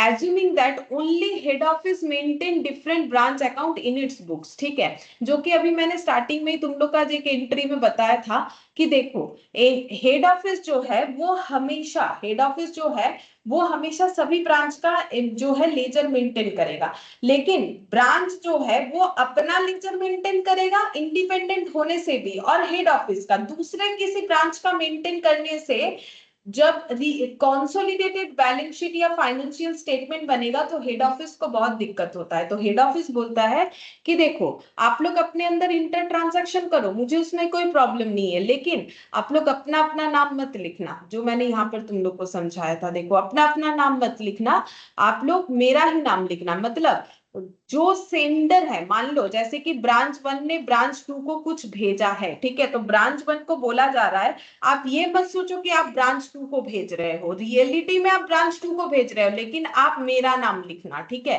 तो ये देखो head office account debit to goods send to branch, ठीक है, ऐसे करके। और यहाँ पर टू गुड्स सेंड टू होगा, ठीक है, ये वाला टू गुड्स सेंड होगा, यहाँ पर मैंने ब्रांच 2 लिख दिया है, ये इंफॉर्मेशन के लिए लिख सकते हैं, टू गुड्स सेंट बोल के लिख, ये वाला नहीं होगा, ठीक है। तो टू गुड्स सेंट, और यहाँ पर ये देखो goods receive to head office, ऐसे करके लिखना पड़ेगा, ठीक है। और हेड ऑफिस बोल रहा है लेकिन क्योंकि ट्रांजैक्शंस मेरे से नहीं हुआ है, दो ब्रांच के बीच में हुआ है, वो हम खुद लिख लेंगे, वो हम खुद लिख लेंगे, लेकिन एक ब्रांच दूसरे ब्रांच को जब देता है, या दूसरा ब्रांच मेरे से नहीं लेके किसी और ब्रांच से लेता है, लेकिन उनको ये असम्पशन लेना है कि उन्होंने मेरे से ही लिया है या मेरे को ही दिया है, ठीक है, इस तरीके से, ठीक है। तो ये देखो यहाँ पर, यहाँ लेकिन जो है प्रोसेस हमारा कैसा होगा, देखो क्वेश्चन नंबर 3 का, यहाँ पर हम लोग ऐसे करके करेंगे। देखो पहले हम क्वेश्चन तो बोल दिए, यहाँ पर क्या बोला है, हमें एक लास्ट में जर्नल एंट्री करके दिखाना है, और यहाँ पर हमें कितना सारा ब्रांच दिया है, देखो Delhi branch, Mumbai branch, Chennai branch, Kolkata branch, ठीक है। और यहाँ पर बस इतना ही दिया है, और क्या क्या ट्रांजैक्शन दिया है, देखो दिल्ली ब्रांच ने रिसीव किया है मुंबई ब्रांच से इतना का गुड्स, ठीक है, एंड इतना कोलकाता ब्रांच से, same to Chennai branch, Delhi branch ने चेन्नई ब्रांच को इतना स्टॉक भेजा है, कोलकाता ब्रांच को इतना स्टॉक भेजा है। बिल्स रिसीवेबल जो है, देखो अब बिल्स रिसीवेबल का कंसेप्ट तुम लोग को पता होगा, देखो ये तो जो है मतलब बिल्स रिसीवेबल जो है, अगर हम लोग क्रेडिट में कुछ लेते हैं और क्रेडिट का टाइम अगर हम लोग का बहुत ज्यादा होता है, इन दैट केस प्रूफ के लिए बिल्स रिसीवेबल जो है ड्रॉ करता है जो सेलर पार्टी है, ठीक है, और जो रिसीवर पार्टी है उसके ऊपर बीपी ड्रॉ होता है, ठीक है, और जो सेलर पार्टी है उसके पास बिल्स रिसीवेबल रहता है। तो बिल्स रिसीवेबल रिसिप्ट किया है 20,000 फ्रॉम चेन्नई ब्रांच, एक्सेप्टेंस का मतलब बीपी को रिलेट किया जाता है, acceptance same to Mumbai branch इतना, कोलकाता ब्रांच इतना। बेसिकली दिल्ली ब्रांच ने बाकी सारे ब्रांच के साथ किस तरीके का ट्रांजैक्शन किया है, चाहे वो स्टॉक रिलेटेड हो, चाहे वो जो है कैश रिलेटेड हो, वो सब डिटेल्स दिया है। सेम तरीके से मुंबई ब्रांच ने क्या क्या ट्रांजैक्शंस किया है बाकी ब्रांचेस के साथ वो बताया है, और चेन्नई ब्रांच ने क्या किया है वो बताया, कोलकाता ब्रांच ने क्या किया है वो बताया, ठीक है। और हम लोग को क्या करना है, हम लोग को एक एंट्री हेड ऑफिस के बुक्स में करना है। मतलब हेड ऑफिस क्या एंट्री करेगा पता है, हेड ऑफिस ये एंट्री करेगा कि कौन सा ब्रांच, कौन से ब्रांच को क्या भेजा है, क्या लिया है। तो देखो एक ब्रांच ने काफी सारा ट्रांजैक्शन किया है, तो हम लोग क्या करेंगे, उनका नेट कर लेंगे कि दिल्ली ब्रांच का नेट क्या हुआ, मतलब दिल्ली ब्रांच ने मुंबई, कोलकाता और चेन्नई ब्रांच के साथ जो भी ट्रांजैक्शन किया है उसमें दिल्ली ब्रांच का रिसीवेबल आ रहा है ओवरऑल या पेबल आ रहा है। सेम तरीके से मुंबई ब्रांच ने जो भी ट्रांजैक्शन किया है दिल्ली, चेन्नई, कोलकाता ब्रांच के साथ, तो उसमें हम लोगों का रिसीवेबल आया है या पेबल आया है, same for Chennai and Kolkata branch. तो हम लोग नेट कर लेंगे, नेट करने के बाद हम लोग देखेंगे कि कौन डेबिट बन रहा है, कौन क्रेडिट हो रहा है, ठीक है। अभी करने से थोड़ा थोड़ा समझ में आएगा, देखो। तो यहाँ पर तुम लोग को लिखना है पहले पर्टिकुलर्स, ठीक है, हम लोग एक स्टेटमेंट बनाएंगे जैसे तुम लोग कॉस्ट वगैरह में बनाते हो वैसे ही। पर्टिकुलर्स फिर लिखेंगे, सबसे पहले दिल्ली ब्रांच का नाम था तो मैंने वही लिख दिया दिल्ली ब्रांच, ठीक है, आगे पीछे लिख सकते हो उसमें कोई प्रॉब्लम नहीं है। मुंबई, चेन्नई, कोलकाता, यहाँ पर लिख दिया मैंने मुंबई ब्रांच, चेन्नई ब्रांच और कोलकाता ब्रांच, ठीक है। तो यहाँ पर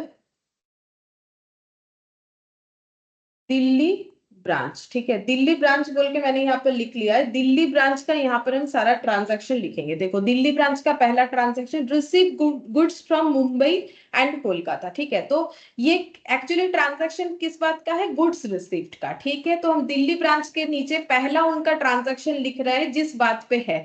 तो पहला ट्रांजैक्शन उनका है रिसीव्ड गुड्स का, रिसीव्ड गुड्स, ठीक है। अच्छा अब देखो दिल्ली ब्रांच ने क्या किया है, गुड्स रिसीव्ड किया है मुंबई ब्रांच से 35,000 का, कोलकाता ब्रांच से 15,000 का, ठीक है। तो मुंबई ब्रांच से 35, तो हम यहाँ पर डेटा लिख रहे हैं, मुंबई के नीचे मैंने लिख दिया 35,000, ठीक है।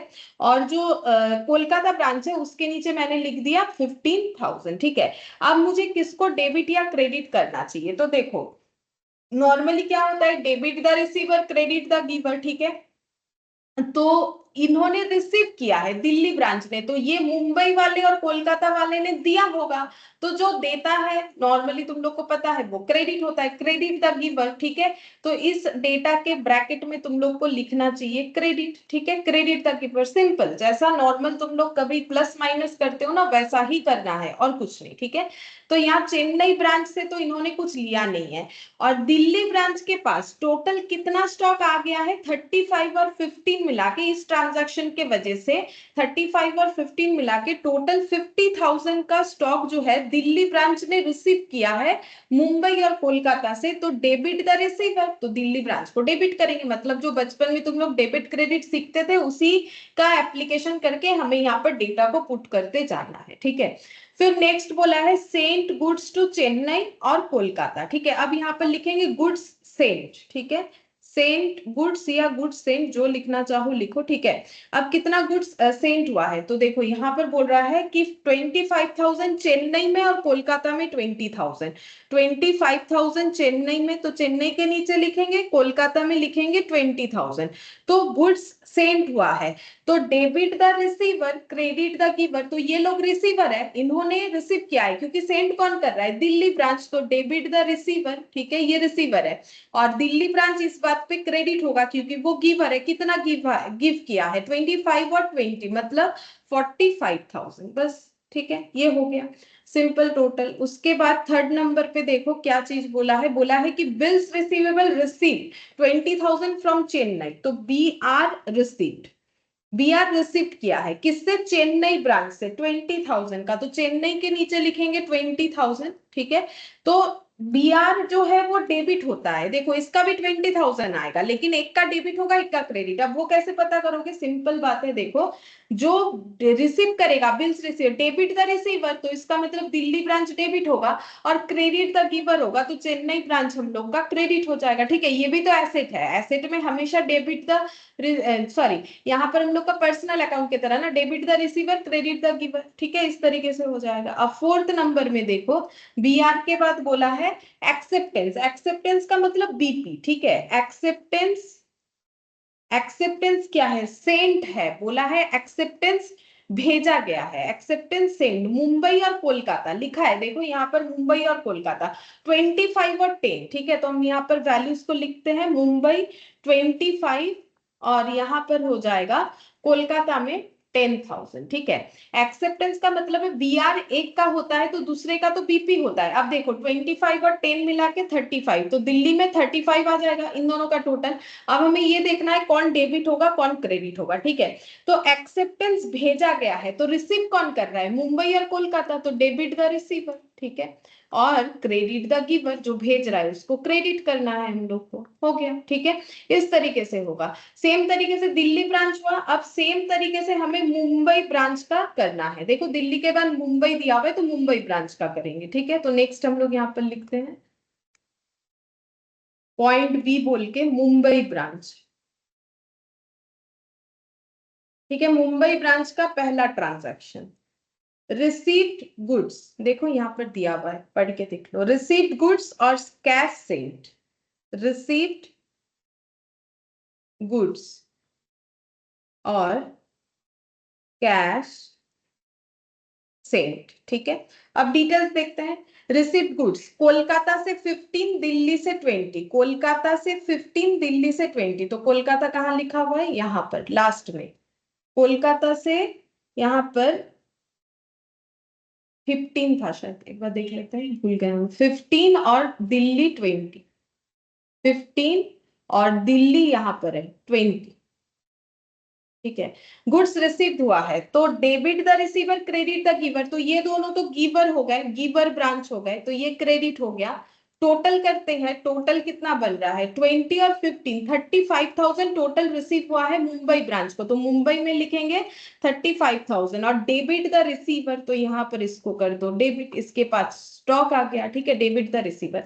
अब कैश सेंड क्या है, मुंबई ब्रांच ने किसको सेंड किया है, बोल रहा है कि दिल्ली को 15 और कोलकाता को 7, दिल्ली को 15, ये दिल्ली है, और कोलकाता को जो है, कोलकाता को बोला है 7, तो कोलकाता ये लास्ट वाला था, ठीक है। तो कैश सेंड क्या है, तो ये जो है गिवर है, ठीक है, मुंबई ब्रांच गिवर है, तो बाकी रिसीवर है, डेबिट द रिसीवर, इन दोनों को डेबिट करना है।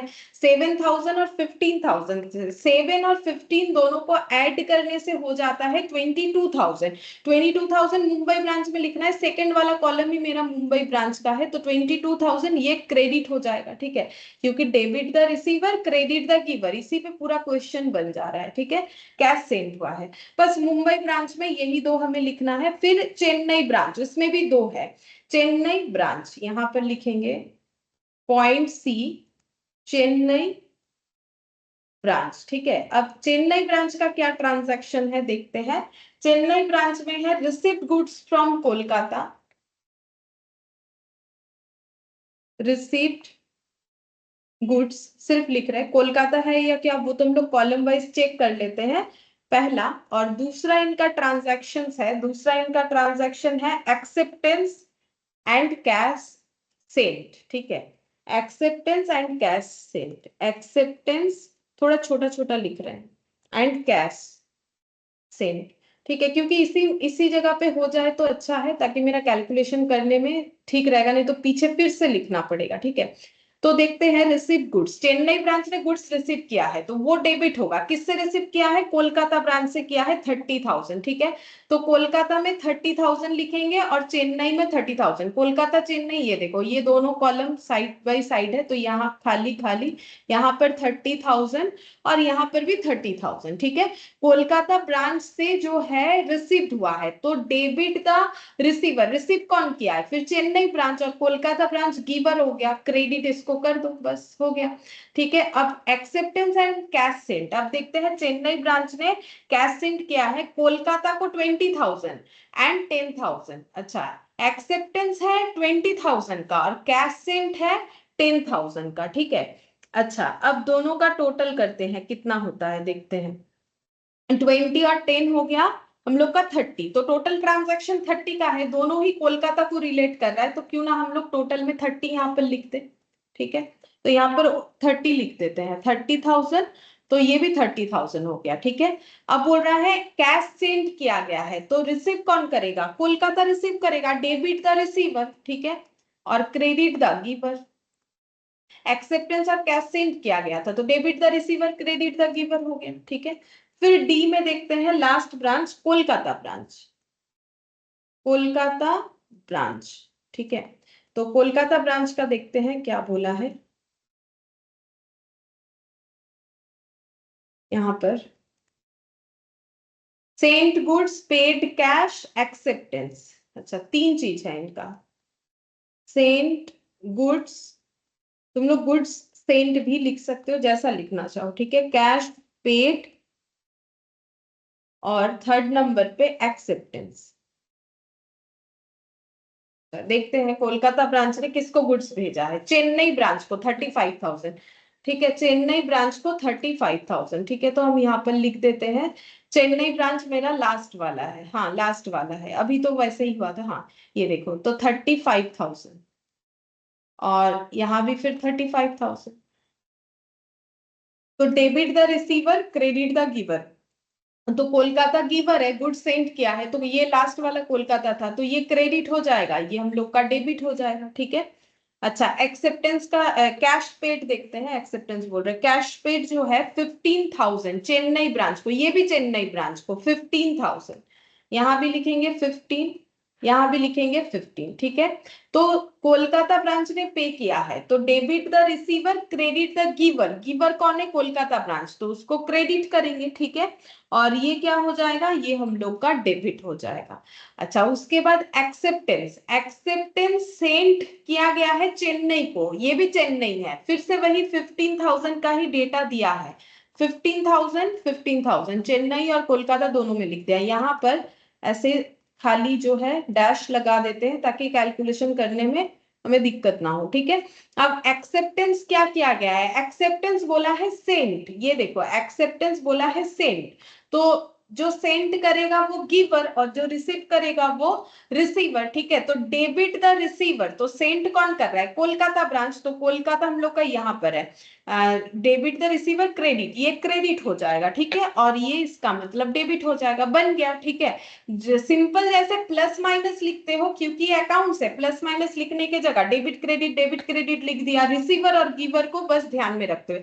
अब दिल्ली ब्रांच का टोटल करके डेबिट क्रेडिट देखेंगे कि नेट मेरा डेबिट क्रेडिट आ रहा है। मुंबई में भी सेम, चेन्नई और कोलकाता, बस यही चीज हमें ध्यान से कैलकुलेशन करना है।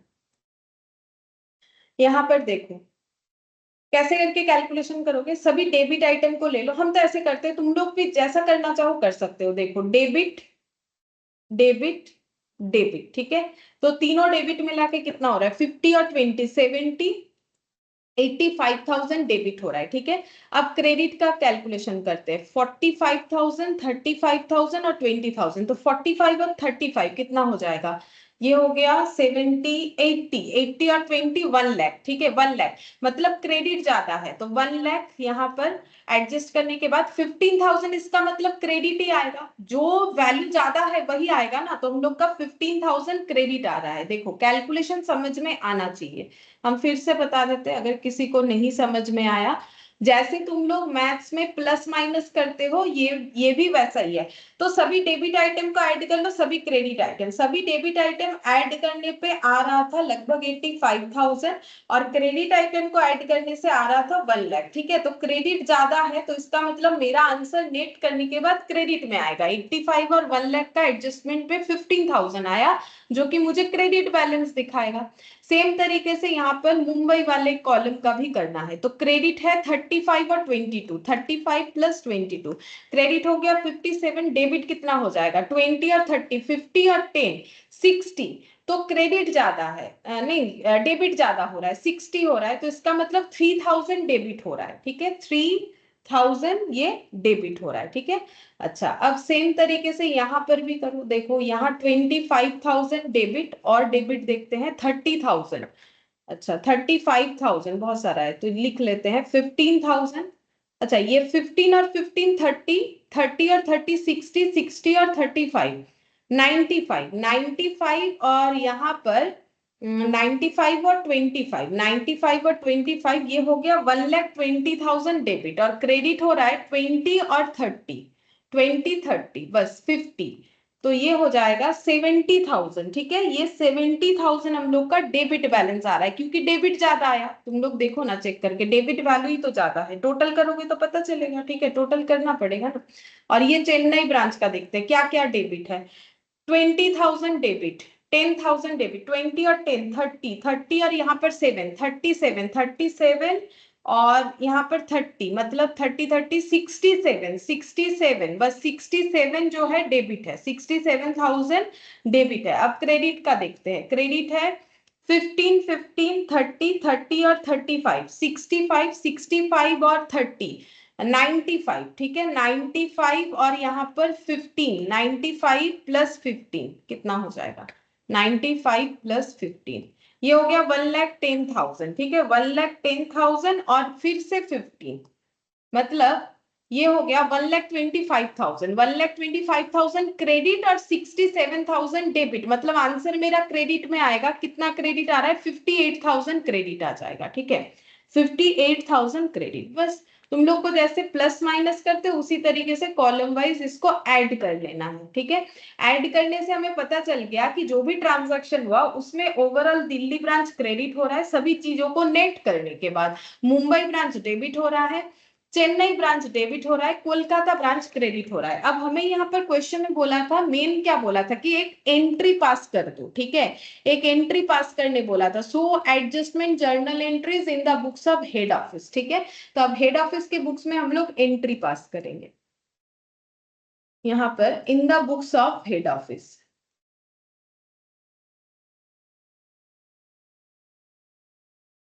एंट्री क्या हो जाएगा, एंट्री हो जाएगा हम लोग का जो अकाउंट डेबिट हुआ है वो डेबिट, मुंबई ब्रांच डेबिट, ये वाला चेन्नई ब्रांच डेबिट, दो डेबिट हुआ है। Mumbai branch account debit, Chennai branch account debit. अच्छा, कितने कितने से हुआ है, 15,000, और यहाँ पर सॉरी डेबिट 3,000 और 70,000, 3,000 और 70,000, और to Delhi branch, to Kolkata branch, ठीक है। तो Delhi branch credit 15, Kolkata branch 58,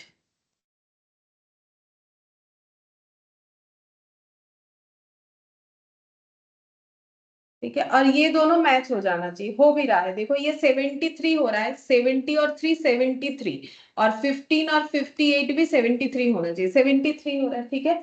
तो यही एंट्री हमें हेड ऑफिस के बुक्स में पास करने के लिए बोला था। तो हम लोग कैसे पास करेंगे, हम लोग इसको टोटल कर लेंगे, क्योंकि इतने सारी एंट्री को अगर अलग अलग करोगे तो कितना टाइम लगेगा। इस वजह से हम लोगों ने पूरे दिल्ली ब्रांच का नेट कर लिया कि दिल्ली ब्रांच ने दिया इन लोगों को, इन लोगों से लिया, ओवरऑल क्या हुआ। तो ओवरऑल इनका गिवर वाला सिचुएशन ही ज्यादा है, इन्होंने दिया है, देखो ना इनका क्रेडिट इसीलिए ज्यादा है, मतलब दिल्ली ब्रांच ज्यादा सेंडर है, ठीक है। और जिसका डेबिट हुआ है ना, मतलब वो ब्रांच ने ज्यादातर लिया है, ठीक है, ज्यादातर लिया है तभी उसका डेबिट हुआ। चेन्नई ब्रांच भी डेबिट इसने ज्यादा लिया होगा, तो अगर तुम लोग ट्रांजैक्शन पढ़ोगे तो देख सकते हो उसमें चेन्नई ब्रांच ने ज्यादातर लिया हुआ है, ठीक है, मतलब ज्यादा अमाउंट का लिया हुआ है, दिया भी है लेकिन रिसिप्ट अमाउंट ज्यादा है, इस वजह से इसका डेबिट आया ओवरऑल करके। और कोलकाता ब्रांच का क्रेडिट आया, कोलकाता ब्रांच ने ज्यादा सेंड किया था, ठीक है। तो यहाँ पर हम लोग का एंट्री जो है ये कैलकुलेशन होके जो आएगा उसी से तुम लोग को पता चल जाएगा कि एंट्री क्या होने वाला है, ठीक है। अच्छा, ये एक सिंपल सा क्वेश्चन था, इसमें कुछ था भी नहीं ना, तो वन क्वेश्चन ऐसा कुछ था, क्योंकि इंडिपेंडेंट ब्रांच जो है वो नॉर्मली आसान होता है, ठीक है। अच्छा, अब यहाँ पर क्वेश्चन नंबर 4, ठीक है। यहाँ पर क्या बोला है, देखो, give journal entries in the books of branch A to rectify और एडजस्ट द फॉलोइंग, मतलब तुम जो रेक्टिफिकेशन ऑफ एरर करते हो ना, देखो या मतलब 11 12 में होता है, कॉलेज में भी होता है, फाउंडेशन पढ़ते हो वहां भी होगा, ठीक है। तो ये जो रेक्टिफिकेशन ऑफ एरर है, ठीक है, वो रेक्टिफिकेशन ऑफ एरर जो है वो हम लोग को इसमें अप्लाई करना है, मतलब यहाँ पर हमें कुछ ट्रांजैक्शंस दिए हुए हैं जिसमें शायद कुछ ना कुछ गलत हुआ है, तो उसको हमें ठीक करना है। तो देखो बोला है हेड ऑफिस एक्सपेंसेस, अच्छा किसके बुक्स में ठीक करना है, in the books of branch A, ठीक है। तो हमें एंट्रीज को रेक्टिफाई करना है in the books of branch A. तो question number 4, in the books of branch A, ठीक है। तो देखो रेक्टिफिकेशन करने का तरीका अलग अलग तरीके से सीखा जाता है, ठीक है, लेकिन हम नॉर्मली जैसे करते हैं, मेरा वही हैबिट है, तो हम उससे तुम लोग को दिखाएंगे, तो तुम लोग को भी लगता है, मुझे नहीं लगता है मुश्किल होगा, आसान होगा। बाकी अगर देखो बचपन से अगर कुछ सीख रहे हो तो वैसे भी कर सकते हो। तो यहाँ पर बोला है, देखो, head office expenses 3,500 allocated to the branch but not recorded in the branch books, ठीक है। तो ये कैसा एरर है बोल सकते हो, बोल रहा है कि देखो एरर कितने तरीके का होता है, एरर होता है कैलकुलेटिव एरर जिसको हम लोग क्लरिकल एरर बोलते हैं, एक होता है हम लोग का मतलब जिसको अरिथमेटिकल एरर बोलते हैं, एक होता है ओमिशन, हम लोगों ने एंट्री किया ही नहीं उसको बोलते हैं ओमिशन, ठीक है। एक होता है हम लोग का कंपेंसेटिंग एरर, मतलब ऐसा एरर है जो एरर होने के बाद भी हमारे ट्रायल बैलेंस को मैच कर देता है, ठीक है। तो वही मैंने यहाँ पर दो तीन नाम लिया, तो उसके हिसाब से तुम लोग बताओ कि but not recorded in the books of branch, ये कौन सा एरर हुआ? बोलो ये कौन सा एरर है? Error of omission. ओमिशन, अभी तो मैंने नाम लिया था ना, एरर ऑफ ओमिशन। तो एरर ऑफ ओमिशन में क्या हुआ है कि हेड ऑफिस के एक्सपेंसेस जो है, हेड ऑफिस ने 3500 एक्सपेंस एलोकेट किया है ब्रांच को। अब ये एंट्री मैंने आज ही तुम लोग को सिखाया, एग्जाम्पल जो है एडवर्टाइजमेंट का दिया था कि एलोकेट करने का मतलब क्या होता है। ये देखो एलोकेट करने का मतलब क्या होता है।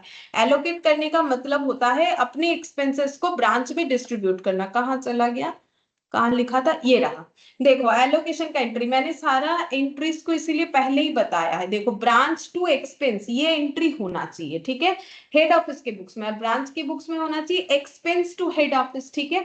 अब किसने एंट्री नहीं किया है, बोल रहा है head office expenses 3500 allocated to branch but not recorded in the branch books. मतलब बेसिकली प्रॉब्लम ये हुआ है, ये देखो यहाँ पर हम दिखाते हैं। जैसे अगर हमें सभी का बुक्स बनाना होता तो हेड ऑफिस और ब्रांच, हेड ऑफिस के बुक्स में हम लोग क्या लिखते हैं, हेड ऑफिस के बुक्स में हम लोग लिखते हैं ब्रांच टू एक्सपेंस, ठीक है। इसका लॉजिक मैंने बताया है, एक्सपेंस डेबिट होता है लेकिन उसके बाद वो एलोकेट करने पे वो राइट ऑफ होता है, तो एंट्री ब्रांच टू एक्सपेंस, ठीक है। और ब्रांच को एंट्री करना चाहिए था expenses account debit to head office बोल के, ठीक है। ये सही एंट्री होना चाहिए था हेड ऑफिस के बुक्स में, ये ब्रांच के बुक्स में। हमें ब्रांच में रेक्टिफिकेशन करने बोला अगर कोई प्रॉब्लम है तो अब ये होना चाहिए करेक्ट, ये होना चाहिए। रॉन्ग क्या हुआ है, रॉन्ग कुछ ऐसा हुआ है कि ब्रांच में ये ब्लैंक रह गया, इसका एंट्री हुआ ही नहीं। तो रेक्टिफाई कैसे करेंगे, अगर कोई एंट्री किया ही नहीं है उस एंट्री को करने से ही वो रेक्टिफाई हो जाएगा। तो ब्रांच के बुक्स में ये एंट्री होगा एक्सपेंसेस टू हेड ऑफिस, तो तुम लोग को भी वही एंट्री पास कर देना है, एक्सपेंसेस टू हेड ऑफिस बोल के, ठीक है। तो जैसे कभी रेक्टिफिकेशन ऑफ एरर किए हो उसी का यहाँ पर अप्लाई करना है, ठीक है। तो expenses account debit to head office, ठीक है। वैल्यू जो है वही लिख देंगे, that is 3500। Be expenses allocated but not recorded। By chance जो है रिकॉर्ड नहीं हुआ है, ठीक है, बाई चांस जो है रिकॉर्ड नहीं हुआ है तो अभी रिकॉर्ड हो जाएगा। ये हो गया हम लोग का ओमिशन का रेक्टिफिकेशन। फिर सेकेंड वाला देखते हैं, सेकेंड वाले में क्या बोला है। सेकेंड वाले में बोला है depreciation of branch asset whose account are kept by head office not provided earlier for 1500, ठीक है। तो इसमें हमारा क्या क्या एंट्री होता है, हेड ऑफिस और ब्रांच में क्या होना चाहिए, ठीक है। और हम लोगों ने क्या किया है, बोल रहा है depreciation of branch asset, asset किसका है, ब्रांच का है। उसका अकाउंट कौन मेंटेन कर रहा है, हेड ऑफिस मेंटेन कर रहा है। क्या हम लोगों ने ऐसा पॉइंट लिखा है, हाँ लिखा है, देखो मैंने लिखवाया है, तुम लोग ढूंढो कौन से पॉइंट पे है। जो ये देखो fixed asset maintained at branch और fixed asset maintain at head office, ये देखो fixed asset maintain at head office, उस पे क्या पॉइंट है हम लोग का, fixed asset purchase at branch recorded at head office, क्या ये वही वाला है फिक्स्ड एसेट। ये देखो depreciation of branch asset whose account are kept by head office not provided earlier. तो सीधा बात है कि ब्रांच का एसेट है लेकिन जो है ब्रांच का एसेट है, और जो जिसका अकाउंट हेड ऑफिस मेंटेन कर रहा है, जिसपे 1500 का डेप्रिसिएशन लगा है, वो प्रोवाइडेड नहीं किया गया है, मतलब नॉट रिकॉर्डेड। प्रोवाइडेड नहीं किया गया है मतलब नॉट रिकॉर्डेड, ठीक है। तो इसका मतलब फिर से वही ओमिशन, तो हमें रिकॉर्ड करना पड़ेगा। तो इसमें हमारा एंट्री कैसे होना चाहिए, तो देखो सिंपल एंट्री हम लोग का ये होना चाहिए कि ब्रांच को ये एंट्री करना चाहिए depreciation account debit to head office बोल के। क्यों ऐसा होगा, देखो जिसका एसेट है वो तो डेप्रिसिएशन चार्ज करेगा ही, ठीक है। लेकिन क्योंकि उसका अकाउंट्स जो है हेड ऑफिस के पास है, मतलब हेड ऑफिस ने ऐसे लिख रखा है fixed asset account debit to branch बोल के। देखो ये लॉजिक मैंने तुम लोग को दिखाया हुआ है यहाँ पर, किस लॉजिक पे ये बनता है, ठीक है। तो ये देखो ये ब्रांच फिक्स्ड एसेट लिखना जरूरी होता है, ठीक है। तो ये वाला branch fixed asset to branch, और यहाँ पर जो है ये दिया है fixed asset purchase at branch recorded at head office. ये तो जब परचेज हुआ था तब का। अब जब डेप्रिसिएशन प्रोवाइड होगा तो उस केस में branch fixed asset, branch account debit to branch fixed asset होना चाहिए, और यहाँ पर डेप्रिसिएशन टू हेड ऑफिस होना चाहिए, ठीक है। तो यहाँ पर सॉरी, ये ब्रांच फिक्स्ड एसेट यहाँ पर होगा, इन्होंने लेजर मेंटेन किया, यहाँ पर हो जाएगा ब्रांच अकाउंट डेबिट। मैंने थोड़ा सा गलत लिख दिया, ये देखो हेड ऑफिस क्या बोलेगा, फिक्स्ड एसेट क्रेडिट हो रहा है, ब्रांच का फिक्स्ड एसेट। अब ब्रांच क्यों नहीं कर सकता, क्योंकि वो लेजर मेंटेन नहीं कर रहा है ना, लेजर कौन मेंटेन कर रहा है, हेड ऑफिस कर रहा है, ठीक है। और यही एंट्री हम लोगों ने पास नहीं किया है, तो अभी सेम एंट्री यहाँ पर पास कर दो तो रेक्टिफिकेशन हो जाएगा, डेप्रिसिएशन टू हेड ऑफिस बोल के, ठीक है। ये पास कर दो तो हो जाएगा depreciation to head office, depreciation account debit to head office 1500, नहीं कितना है 1500 है, हाँ 1500 है, ठीक है। तो यहां पर हो जाएगा B depreciation not recorded earlier now recorded. मैंने ऐसे लिखा है, तुम लोग कैसे भी लिख सकते हो अपना नरेशन, नाउ रिकॉर्डेड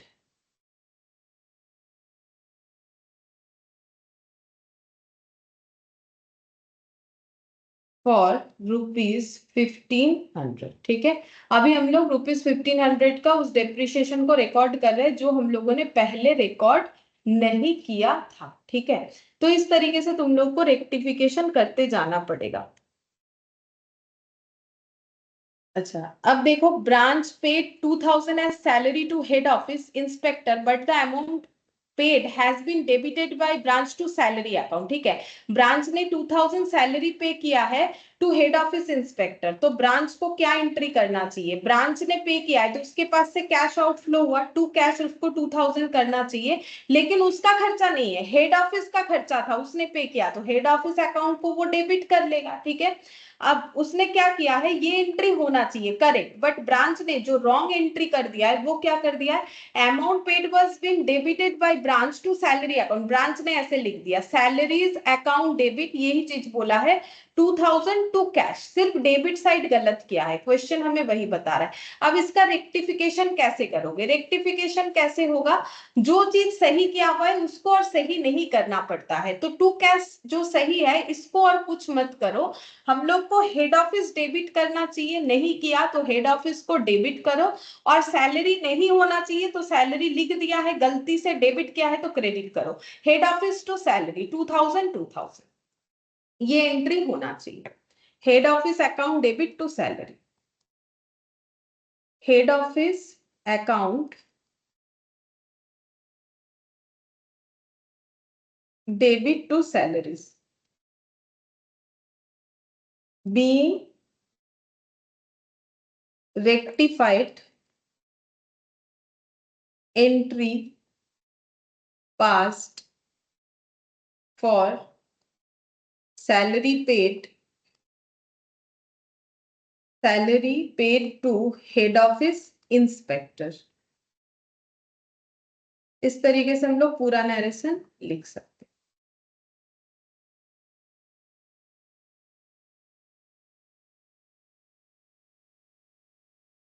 ठीक है। तो देखो मैंने ये 3 तो बता दिया तुम लोग को, बाकी और भी 3 बचा है, तो ये वाला हम तुम लोग को होमवर्क दे देते क्योंकि तुम लोग का नेक्स्ट क्लास भी होगा, तो ये देखो ये तुम लोग को होमवर्क देते, खुद से करके देख सकते हो। और कौन सा क्वेश्चन कर सकते हो यहाँ पर, ये वाला क्वेश्चन कर सकते हो, मतलब जो आज हम लोगों ने पढ़ा है उससे तुम लोग ये क्वेश्चन भी कर सकते हो, दिखाते हैं। ये वाला एक होमवर्क ले लो, बाकी 3 जो बचा हुआ है, और एक यहाँ पर